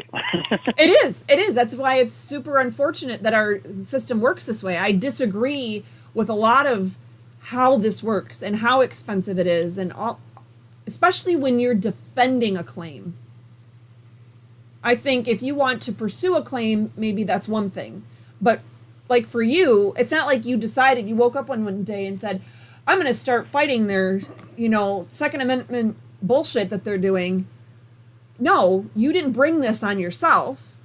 Someone brought the problem to you and they're imposing this on you and you're having to just defend yourself. So at any rate, but that's where I think a lot of trial attorneys don't understand how the appellate procedure works. I mean, certainly, I don't remember when it was that I first started working on appeals, but it was quite a ways into my career. And I would tell clients, you know, like in a divorce case, they're like, oh, you know, this sucks. I don't want to do, you know, and I'm like, you got to decide what you want to do here, because we could go with what the judge is basically saying they're going to order and just agree to it, or you can fight it, but you would end up having to basically take it to appeal. And I'm not prepared to do that. At the time when I was doing trial court work, I said, I haven't done appeals. I don't know how to handle that. I would not be able to properly represent you. I don't know the ins and outs, and you would have to find an appellate attorney, and it would cost at least $10,000-$15,000 to have them, you know, to hire one. And that's the unfortunate conversation I would have to have with my clients. But I was very straightforward about what I did know and what I didn't know. And I think, unfortunately, a lot of attorneys don't even know what they don't know. So if you have a public defender who's telling you, what they're telling you. There's some partial truth to that, but they're missing so many other elements. And they most likely don't have experience with filing civil lawsuits, or, you know, like civil rights claims, things like that, because otherwise they would know, even if they don't do the appeals, they would know what it takes to make sure those issues are fleshed out appropriately to get to the point of being able to raise a case without it being dismissed off the cuff. So No, what I've noticed with the court-appointed public defender's office is this is basically like a fast food operation or a convenience food operation. It's like, you know what? What's the path of least resistance so I can move on to the next one, and so on and so forth. yeah, well, and I will say, as you know, I've served as a public defender in 2 different states, in Minnesota and in Michigan.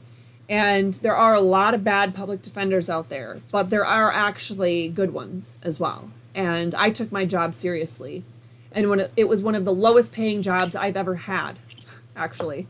But I took it seriously and I fought for my clients.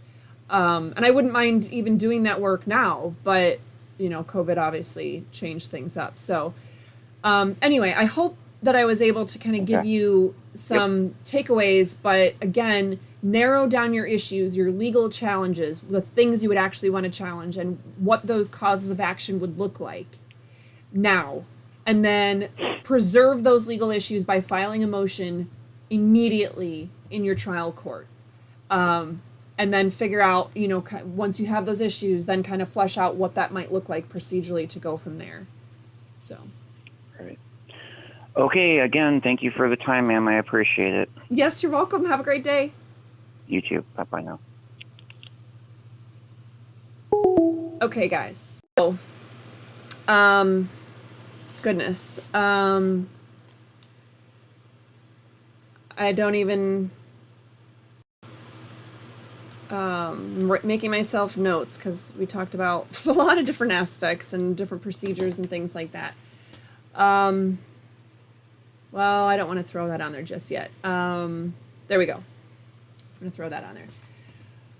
Okay, so I wanted to make sure I didn't skip any questions. I do have 2 questions that I grabbed from earlier, if people are still on or not. But let me just see. Oh, I shouldn't get too close to the camera because then you guys can see how bad I'm sweating. It's hot in here. And Lori did make it, so that's awesome. We love you, Lori. I don't think I saw until much later that Lori was on. So I'm just scrolling just to make sure I'm not missing anything that's a question. Okay. Is it a crime for a bar in a city they believe is dry? Require and lie to course leader. Okay. The question that Lori shared from Jim Dandy Media, I don't quite understand the question. Maybe just grammatically kind of clean it up a little bit.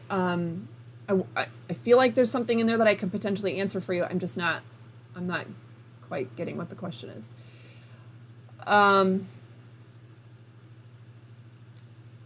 What other questions? And if I skip over one, I'm sorry. There are 2, one from Amy and one from somebody else.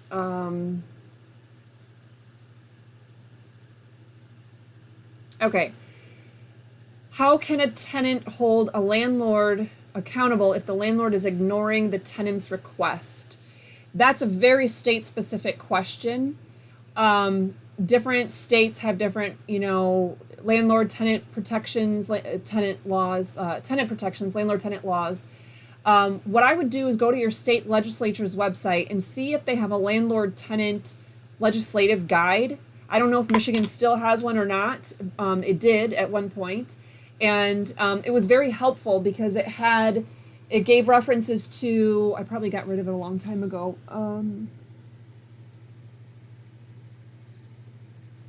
Yeah. But it gave references to different aspects and had like a frequently asked questions section and things like that. And then it gave, you know, what laws applied to that. So I would look for your legislature's, look at your legislature's website, again, from the legislature. I wouldn't trust some third party somewhere, but something where it's going to give you the actual citations to the different laws, and you can then look. Jay Curvet, I think I have a question that I wrote down one of yours too. I just was kind of going to the quicker ones first. Anyway, so to answer you, the richest YouTube channel. Start there and see if you have something for landlord tenant. Otherwise, I would go to your state's, dig through the actual landlord tenant statutes and see what's there. There's probably an administrative agency that also handles landlord tenant concerns, especially from the tenant side. And it depends what the request is. If it's something that, you're requesting that they put in a home air filtration system, probably not going to get that request granted. And typically a government agency is not going to give a crap if that's what you're asking for.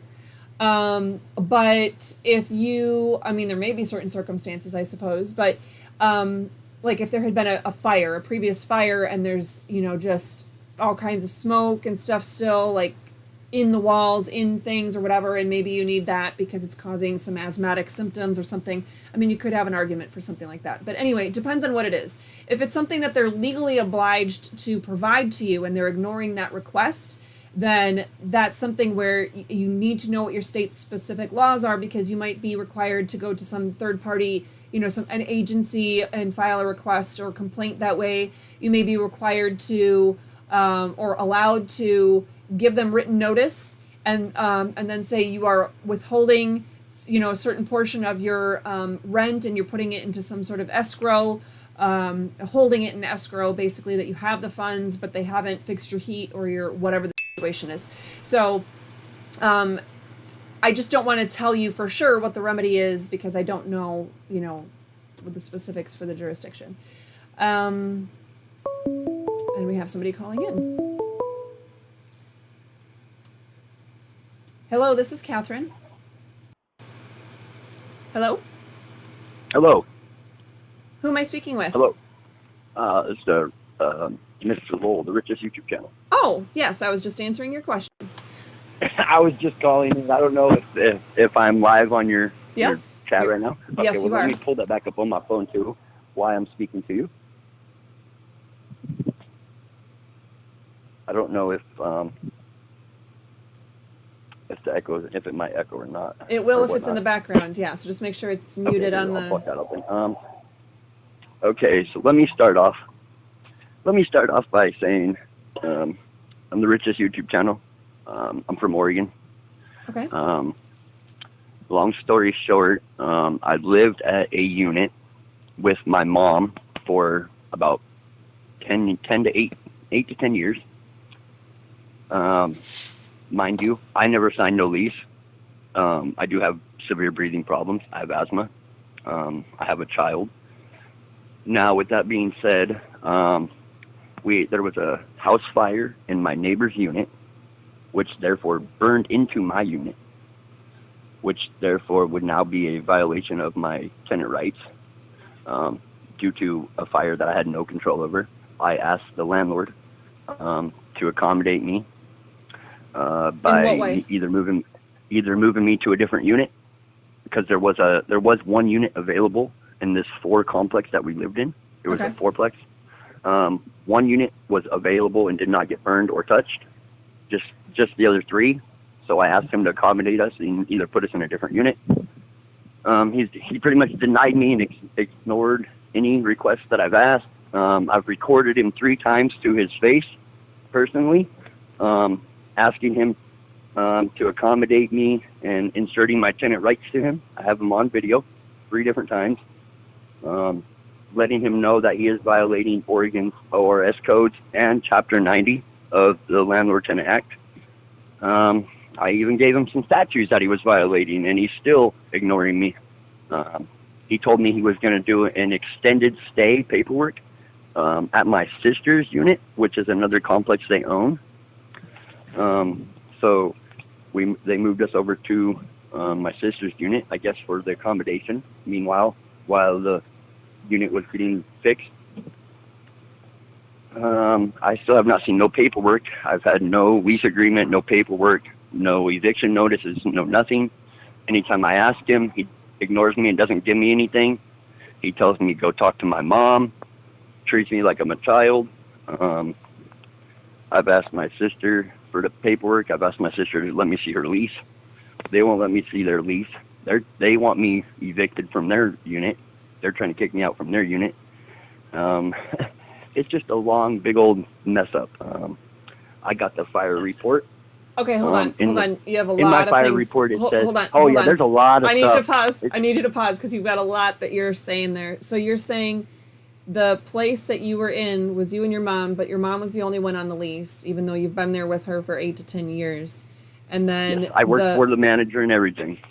So then you moved into your sister's. Supposedly he accommodated us and put us over here at my sister's place with her meanwhile until they got it done. But I mean, like in your sister's apartment or in a different unit in her building? I'm in my sister. Yeah, I'm staying in my sister's apartment. Which, see, and that's another thing because under Oregon's laws, Oregon doesn't have a specified time, thing for guests to become tenants. It's mostly 7 consecutive nights, within a 6-month period or something like that. After 29 days, which is most states follow under.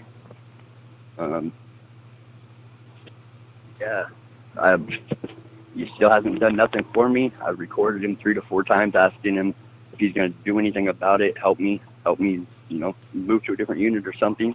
So he's because I had no control over it. So he still has not. How long has it been since you've been in your sister's place? This has been 2 years now. It's been 2 years now. So, see, that's the thing. I have paperwork. There's a lot more to this story. Okay, so at this point, though, I mean, you're to the point where a landlord could determine they're just not going to renew your lease. Well, he's not going to do nothing for me. Right. So I feel like I'm missing something because a landlord is not required He's a very unprofessional landlord, to say that. Well, regardless of whether someone's professional or not, they're not required to continue providing housing to a person. He can end my the tenancy. Yes, he could have ended that if he the lease agreement. He could have ended the lease agreement. So, is your mom also staying with you? Yeah, she's also here too. So, she's not very up to date on her tenant rights or how the ORS codes or statutes work, or with Chapter 90. Okay. How that stuff works, that's why I've stepped up and inserted my rights and inserted Chapter 90 in Oregon laws and statutes and, respectfully recorded him and letting him know. But what is it that you're expecting? That he's going to continue renting to you at some place? Why do you want to continue renting from someone that you have such an issue with? Why are you not finding I don't. I want to hold them I'm trying to hold them accountable for violation of my tenant rights and not accommodating me. Like I said, I do have a disability. I have severe breathing problems, asthma, and I have a child. There was a house fire that I had no control over, that started in the neighbor's unit that burned into my unit. Therefore, is a violation of my tenant rights. And I get that. So I'm asking him for accommodation due to the house fire, which destroyed my house, which now I'm homeless with a child. You know what I'm saying? Okay, but at this point, we're 2 years beyond. So at this this has been going on. This has been going on for the past 2 years. But I need you to listen to what my response is. At this point, he has no obligation to continue to provide you housing. So there's no obligation for him to provide some sort of accommodation, because the accommodation is essentially to provide you different housing. So alternate housing. Right. Yes. So that there's two different things. If you're saying that you want to hold him accountable for having responded to the situation poorly, that's a totally different scenario. There might be some sort of monetary damages that could be there, but it's totally unrelated to the fact that you need to have your own housing secured. And he's not responsible for finding you housing. I mean, you're talking about the lease at this point would have been renewed or, you know, redone or Yeah, whatever well, exactly. two times over at That's this what I'm point. saying. Yeah, that's exactly what I'm saying. How come I wasn't asked to renew the lease that I was already in, or the place I lived in? How come I wasn't offered to sign that lease? But You you're see? not required to have that, though. That's what I'm saying to Oh. you. I see. So if you Okay. don't, because a lease would have ended two times over at this point, he has no continuing obligations to you, and you weren't even on the lease. So there's no contractual relationship that you directly have with him. Now, that's not to say During the first couple of years I worked with them, I worked for their like his that has apartments. I nothing. painted all their apartments. Yeah, but that You're has saying, that has nothing to. That's a totally different contractual Right, relationship. right. If you have an employment Right. contractual relationship, that's separate than a The landlord landlord-tenant tenant. relationship. Yes. No, there is a landlord-tenant relationship. It's been going on for the past 2 years. Every time he comes to my sister's unit, I talk to him about it and ask him. That's not a landlord tenant relationship. So you don't have a contractual relationship with him for the landlord tenant situation. Your sister does, and potentially your mom does. I don't know. It sounds like she's not necessarily aware. If he keeps directing you to talk to her, then maybe she decided not to renew the lease. Maybe she did, but it's, you know, she's renewed as a subtenant on your sister's lease. Who knows? Like, I can't even speak to that. But I don't know. you don't have a contractual lease relationship with him. So there's nothing that in the law that you can force on him to do to take action. You need to secure your own housing. And then if there's some sort of cause of action or claim based on, you know, if your stuff was damaged, or, you know, just having to move and cut the lease short, or whatever the situation is, if you're trying to get a security deposit back or something, there's situations involved in that. But at 2 years out, I don't know Oregon law, but I'm guessing based on landlord tenant law I do know of in different states, you probably have passed the opportunity to make any kind of claim like that against him. You might be totally unable to do it for waiting too long. No, you're right. You're right. It's the statutory limit for the type of claim that I was claiming was 1 to 2 years. But now with that being said, there are some in Oregon. There's some statutes that go up to 5 years, and due to the COVID, the statute of limitations has been moved to a different statute, to a different time frame. I'd be careful with that. What I was reading on Oregon. Yeah, that's just what I read on Oregon's websites. Yeah, I would be very careful with that, because typically any statute of limitation extensions that were done because of COVID existed in 2020 and 2021. And you're talking about something that happened in 2023. And I'm not aware of a single state that still had any kind of COVID extensions for statute of limitations happening anywhere by then. So I don't think any of that would apply to you. I don't know for sure, but I would strongly think that that's not the option. But I wouldn't want you to waste time and effort and energy in that, you know, trying to pursue something in a landlord-tenant realm with him. In that regard, I would focus on, you know, securing better housing where you don't have to deal with a landlord like that. That's what I'm in the process of doing. Another thing is, my thing is Oregon is not, their attorneys they don't really have a good attorney selection, I guess you could say. I've called every attorney in Oregon, in Portland, and Eugene. I also had a 42 U.S.C. Section 1983 claim against Marion County officers for violations of my civil rights during the house fire. So what happened, long story short, during the house fire that we had, I was outside on the far side of my complex, was smoking a cigarette, and I had an officer. There's about 5 officers standing in a group at the walkway. The one officer walked up to me, asked me to go across the street. I asked for his supervisor, and he told me she was right here. I went to explain to her that I was not interfering, obstructing, blocking, doing nothing wrong. after I said I need that, you to pause for I a was second. arrested. Because you're giving Yeah, me a lot of you're fine. background on something, and I have no context for this. Are you asking me a question relating to what you're talking about? Oh no, I was just stating other things towards what happened towards the house fire. Oh, I appreciate why that. I was going to file a section claim. I was going to file a lawsuit against them because I was arrested. Yeah, no, I get that. At this point, I don't know if I don't recall talking to you before, so I'm assuming you're somewhat new to the channel, but I started 2.5 hours ago, and I normally try to go for 1 hour. So it's fine, okay. I haven't eaten yet today, so I need to start wrapping this up. So I don't mean No, to. you're fine. Thank you. Well, thank you for your information. Thank you. Thank you for letting me join the channel and letting me be on the chat and ask questions. That actually helped me out a lot. Yes, absolutely. And if other things come up in the future and you have questions, don't hesitate to join the chat or give me a call. So. All right. Well, thank you guys, and thank you very, very much. Yes, have a great day. You too. Bye. Okay, guys, so I did see there are 3 questions I did not answer yet, so I'm going to go ahead and switch the, okay, I'm going to switch that. So give me a second here. Okay. So Amy had asked quite a bit ago, if Amy's still there, I hope you are. I didn't mean to put off your question. She shouldn't even ask a question. She made a statement that I wanted to bring some light to. She said the laws should not be that complicated. And at this point, we've had too many other conversations. I don't even remember what the specifics were regarding that, but I agree. And I have long talked about something that the amount of laws on the book, state, federal, national, all of them, all the laws everywhere that might ever apply to anyone in this country should never be so numerous that you cannot learn them all if you are taught them 9th grade through 12th grade.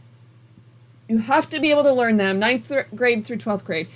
If there are more laws on the books than one could reasonably learn, now I have the hiccup, sorry, between 9th grade and 12th grade, then there are far too many laws in the books. And let me just tell you, it is impossible, even for the most intelligent superhuman walking the face of the planet to this day.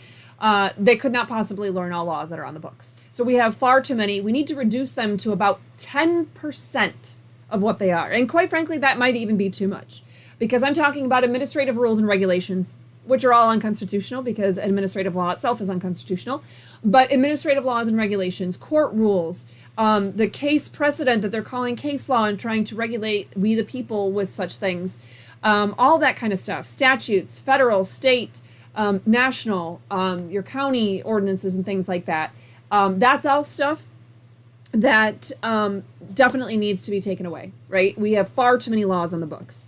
Jay Curvitt asked about my SCOTUS appeal. Did they receive it? I'm going to address that in just a second. I fear it might just be a longer answer than the last one I saw. A question from Goofy Jester 987 asked if I'm a fan of magistrate judges or do I favor district judges and why?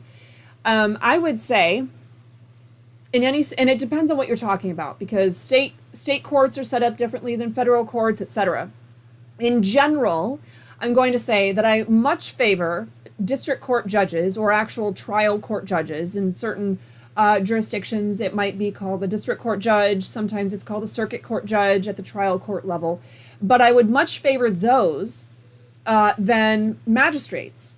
Here's one reason. Let's take Michigan as the example. Whether you are a probate judge, a district court judge, or a circuit court judge, if you are a trial court judge, as in the state of Michigan, for the state of Michigan, you are holding an elected office.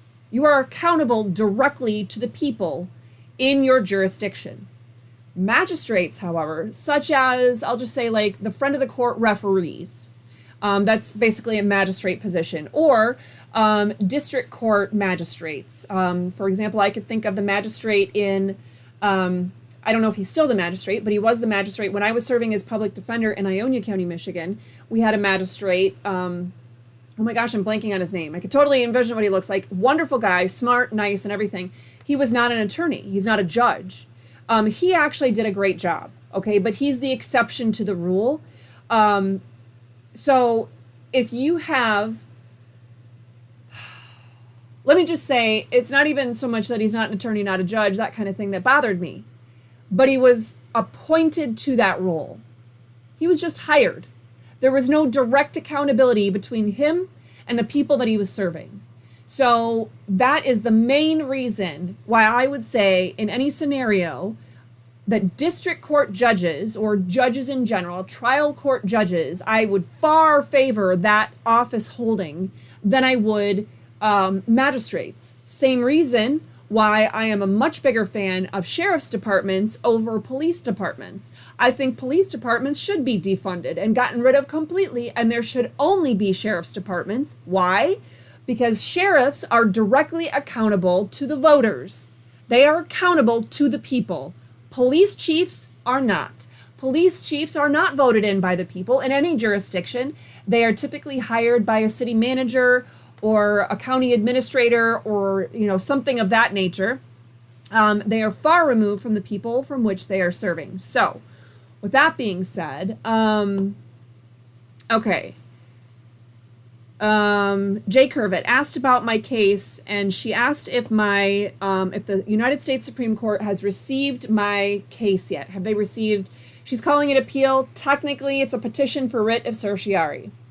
So, with that being said, I will let you guys know my deadline was today, October 14th. By the way, October 14th, I should have started the show this way. Charlie Kirk's birthday. That's why I'm wearing red, although it is a Michigan Detroit Red Wings shirt. And I'm obviously a Michigan-born girl. So Michigan will always have a special place in my heart. But anyway, I'm wearing red today because this is the only shirt. This Detroit Red Wings shirt is the only red shirt I own. So I hate the color red. Anyway, happy birthday, Charlie Kirk, and thank you for all that you did for us, and for the fight for freedom and for the Constitution. But with that being said, my case with the United States Supreme Court, the deadline was today, October 14th. And that's because the my motion for rehearing was denied on July 16th this year. So I had 90 days to file a petition for writ of certiorari with the United States Supreme Court. Given all the things that you guys heard me talking to John Q. Public about with the kinds of questions that you have to answer. It's not just did the lower courts get it legally wrong, but is it something of national importance? And do you have two state Supreme Courts deciding a federal issue in different ways? Or do you have two United States Court of Appeals courts deciding it in different ways? Things of that nature.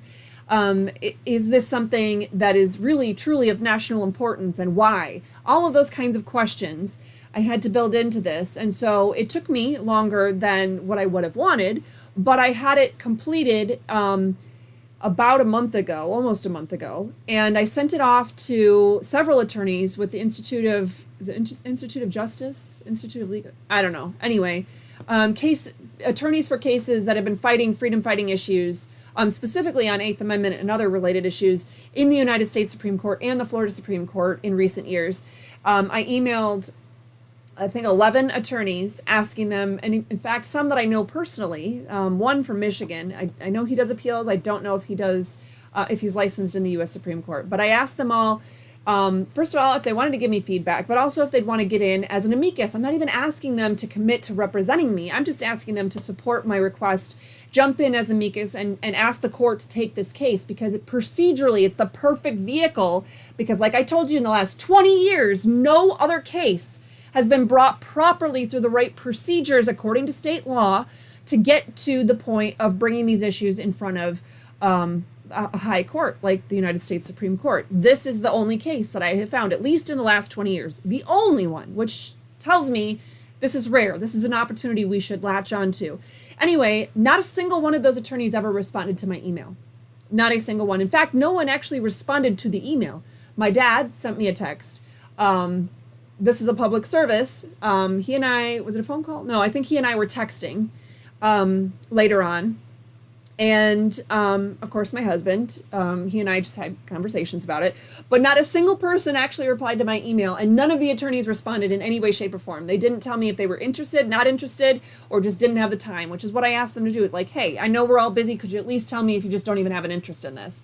Did not hear a single response. So anyway, I waited, though, almost a week to give these attorneys the opportunity to provide their feedback and to see if there's something maybe I missed, something I needed to add or change or whatever, because I'm not perfect by any stretch of the imagination, and I want to make this something that'll stick. So when I didn't have any response, I ended up sending it out. I actually e-filed it.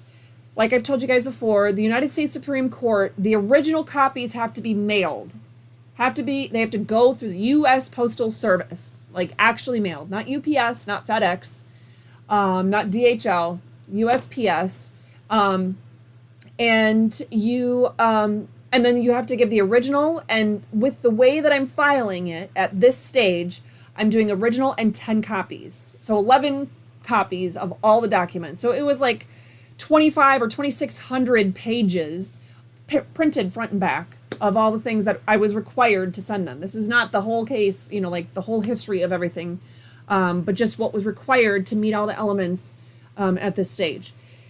At any rate, took me quite a bit to get it all packaged up and printed and whatever. And I did e-file it because as an attorney admitted in the United States Supreme Court, I am required, there's mandatory e-filing. However, as someone who's representing myself, there's actually a court rule that says I'm prohibited from e-filing.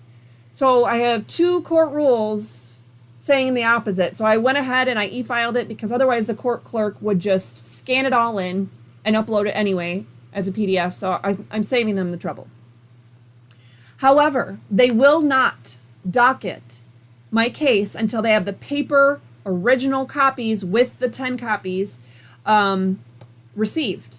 And I mailed it out. I e-filed late in the evening on the 29th of September. I mailed it out in the morning on the 30th. As far as we could tell with tracking, it made it all the way. It made it to one Ormond Beach, and then Port Orange, and then something else, and then it made it to the Seminole Orlando facility, processing center in Orlando, and that was October 2nd. It was supposed to arrive in Washington, D.C. at the Supreme Court 10 days ago on the 4th of October. There was no update on the 3rd, no update on the 4th or the 5th. On the 6th, all I get is saying it's in transit, arriving late. And I'm like, no shit, Sherlock. It's obviously arriving late if the update is coming 2 days after, and it doesn't tell me where it is. So they supposedly opened an investigation. No one's calling me back. I've been calling. I even went to the post office and tried to physically find the person that called me at one point to say she was doing the investigation. She wasn't there. She hasn't called me back. I talked to somebody else and they said they would do an investigation and they would call me back, and they have not called me back either. So I'm getting a whole lot of nowhere from a lot of people. Okay. And you can't directly call the United States Supreme Court and talk to somebody. You call and you leave a message. They decide if they want to call you back. I finally got a call back from the United States Supreme Court clerk's office about 4:15 on Friday. And they told me, they confirmed that they have not received the package and that they cannot docket the package. Now, typically, if the package just arrives late, it's fine. The court rules just talk about they'll go by the date that it was postmarked.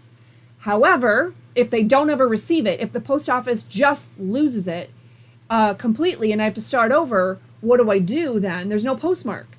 So I went a step above and beyond because I don't trust the post office, and I printed their certificate of mailing form and I filled it out, and it doesn't say what I'm mailing or how big the box is or anything like that. It just allows me to have something where I paid $2.40. Actually, I paid $3.40. But anyway, they postmarked it saying, yes, you did mail this. And so it's a separate document. And I told the Supreme Court clerk, listen, the post office didn't even want to give me the certificate of mailing because they said that's only for letters and small packages. And this was a freaking box. I mean, if you're mailing 2,500 sheets of paper and then they're all clipped or stapled or organized in certain ways and it makes it bigger and bulkier, this was a dang box. It was 12 inches by 12 inches by 12 inches. It's hard to lose, but yet somehow they did it. Anyway, I told them that I was not leaving there without a certificate of mailing. So they did end up giving it to me. And then when I was on the phone with the United States Supreme Court Clerk's office, I told them that I made the post office give me this certificate of mailing. And then not only that, but I e-filed it. I mean, if it was just that I was like stretching out the time frame because of whatever, if I wasn't done with it, then I wouldn't have e-filed it 12 hours before I got it to the post office. And the city of Ormond Beach has received it. They received it on the 2nd of October. And I was also required to serve the Florida Attorney General because I'm challenging the constitutionality of 162.09. Florida statute 162.09. So because I'm challenging the constitutionality of a state statute, then I have to serve the Florida Attorney General in paper. Anyway, so they already both got theirs on October 2nd. So clearly this is not the case where I just didn't I missed the deadline. I just meant why would I serve the other side if I'm not sending it to the stinking court? Of course I sent it to the court. So anyway, I was told that I should wait until Friday because once they get it in their building, then they have a warehouse where they have somebody go through it and make sure, I don't know, that there's not anthrax or other things like that in the package, I'm assuming. Anyway, it goes days, even up to a week where it's being processed. And then it makes it to the clerk's office where it makes it to the person that looks at it and determines if you've met all the court rules enough so that they can even docket it. Once they docket it, that's when the public can see it. And that's when the time frame starts to move. The different timelines start ticking based on when it's docketed. And once it's docketed, then the court at a certain stage down the road will then decide if they want to accept the case or not. My case is not even docketed because they haven't received the paper copies yet. So they told me to wait till Friday to see if it's going through all this and, it's making its way there. I am signed up to receive text message alerts. I have not received anything since October 6th. And quite frankly, I don't even think that was a legit thing because I think I signed up for the text alerts on the 6th. So I think it once I entered their system to receive alerts, that's when it was here's what the status is right now. It's moving. We just don't know where. So I don't even consider that a legit alert because again, the last time I was told was October 2nd, 12 days ago, it was in Orlando. I even asked if the facility where it's at is, can I go there? If it's there, is it something that I can get into the building? Because if I can get into the building, I'll go there and I'll pick up my damn box and I'll drive it to Washington, D.C. myself, even if I have to put it in the post office, have it delivered to the post office in D.C. and have them bring it over to the, the Supreme Court building. But it's not, the building's not even open to the public. So then I have no way to get in. I have no way to talk to anybody over there. And apparently the people over there are not even answering the people that are in my local post office who are the managers and whatnot, who are supposedly, trying to email and get answers about this. So that's where it stands. If I had to reprint it all, several of the documents are, things that were originally filed in the lower courts and they're in color. We're talking color copies. This is going to cost me, I think I redid the numbers. Give me a second here, guys. It's going to cost me, what was it? Oh, I lost it. It's $2,500 or something like that. Shoot, I lost the piece of paper. It's going to cost me $2,500. That's insane to reprint all this. I don't have a color copier at home. So I had been printing the black and whites as I could, but I had to come up with all this money to get on. It's insane. So anyway, I'd ask for your prayer that it makes its way, that it somehow makes its way to DC in one piece, dry, all in order, all that it makes its way there. That's my hope and my prayer. So I would ask you guys in joining me to pray that in fact does happen. So, yeah, I wasn't given the opportunity to file a complaint. I started the investigation. I tried calling the distribution center. It does. It just rings and rings and rings. No one ever answers the phone. My husband tried calling. If you guys want to try calling for me, that'd be great. I'm not getting anywhere. So, yeah, let me just look through and see.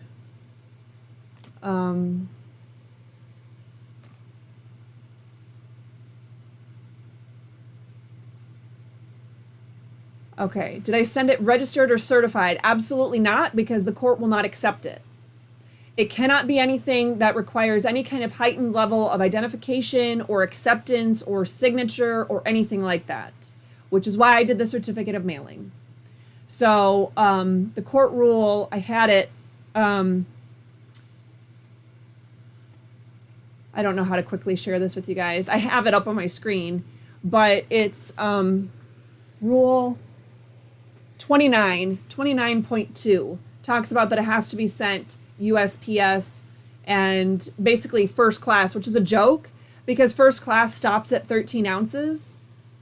But it says you can send it express mail or priority mail as part of that. But what they told me here is that the problem often is basically like at this facility in Orlando. And even if I sent it priority mail or express mail or whatever, it still goes on the same truck and goes to the same distribution center. So I would not be able to avoid that. And if it's stuck there in limbo, it doesn't matter how much I paid to mail it, it would have, it had the same issues. Okay. So,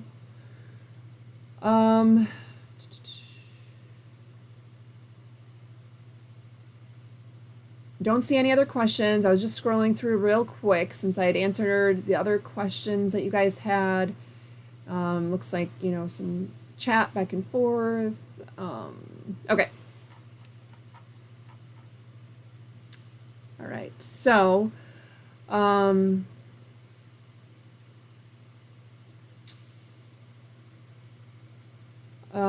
Q. Public, why does SCOTUS think they are so special? I don't know. I don't get it.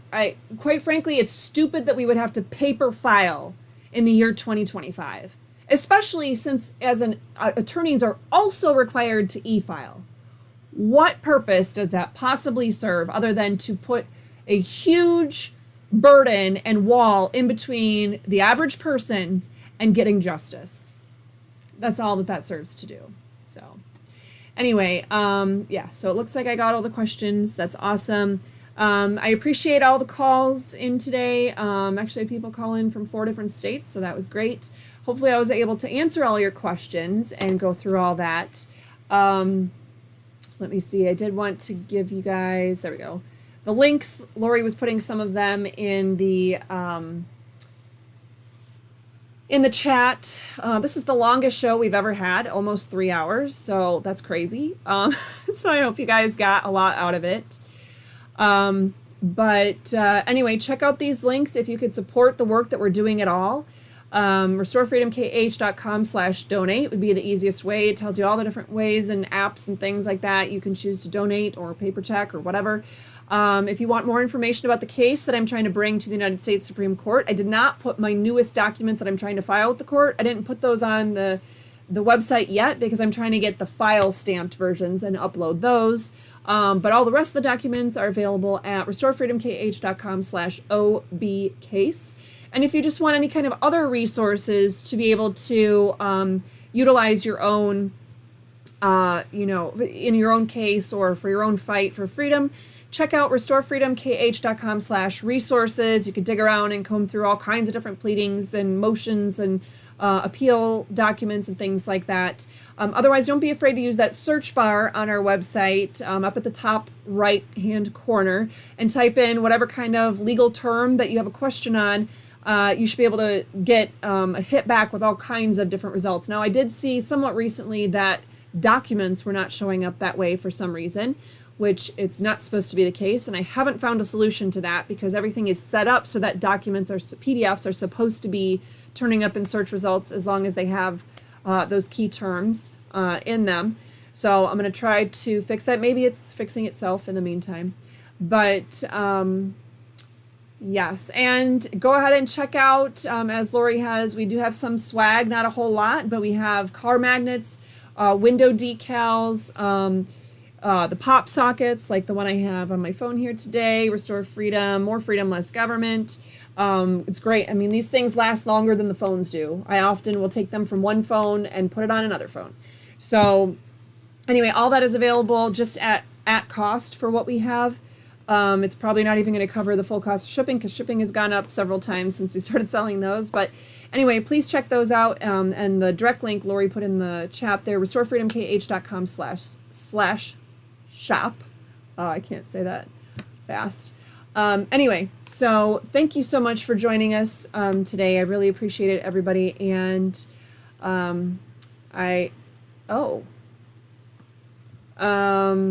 Jay Curvitt, you just said you ordered car magnets. I'm not sure when you did that because I did not see that come through. Wait. I did not see that come through. I saw a donation come through yesterday. Sorry to take you guys' time, but I want to make sure that I'm not losing. Yeah, I saw sponsor the episode. Dang. When did you order car magnets? Because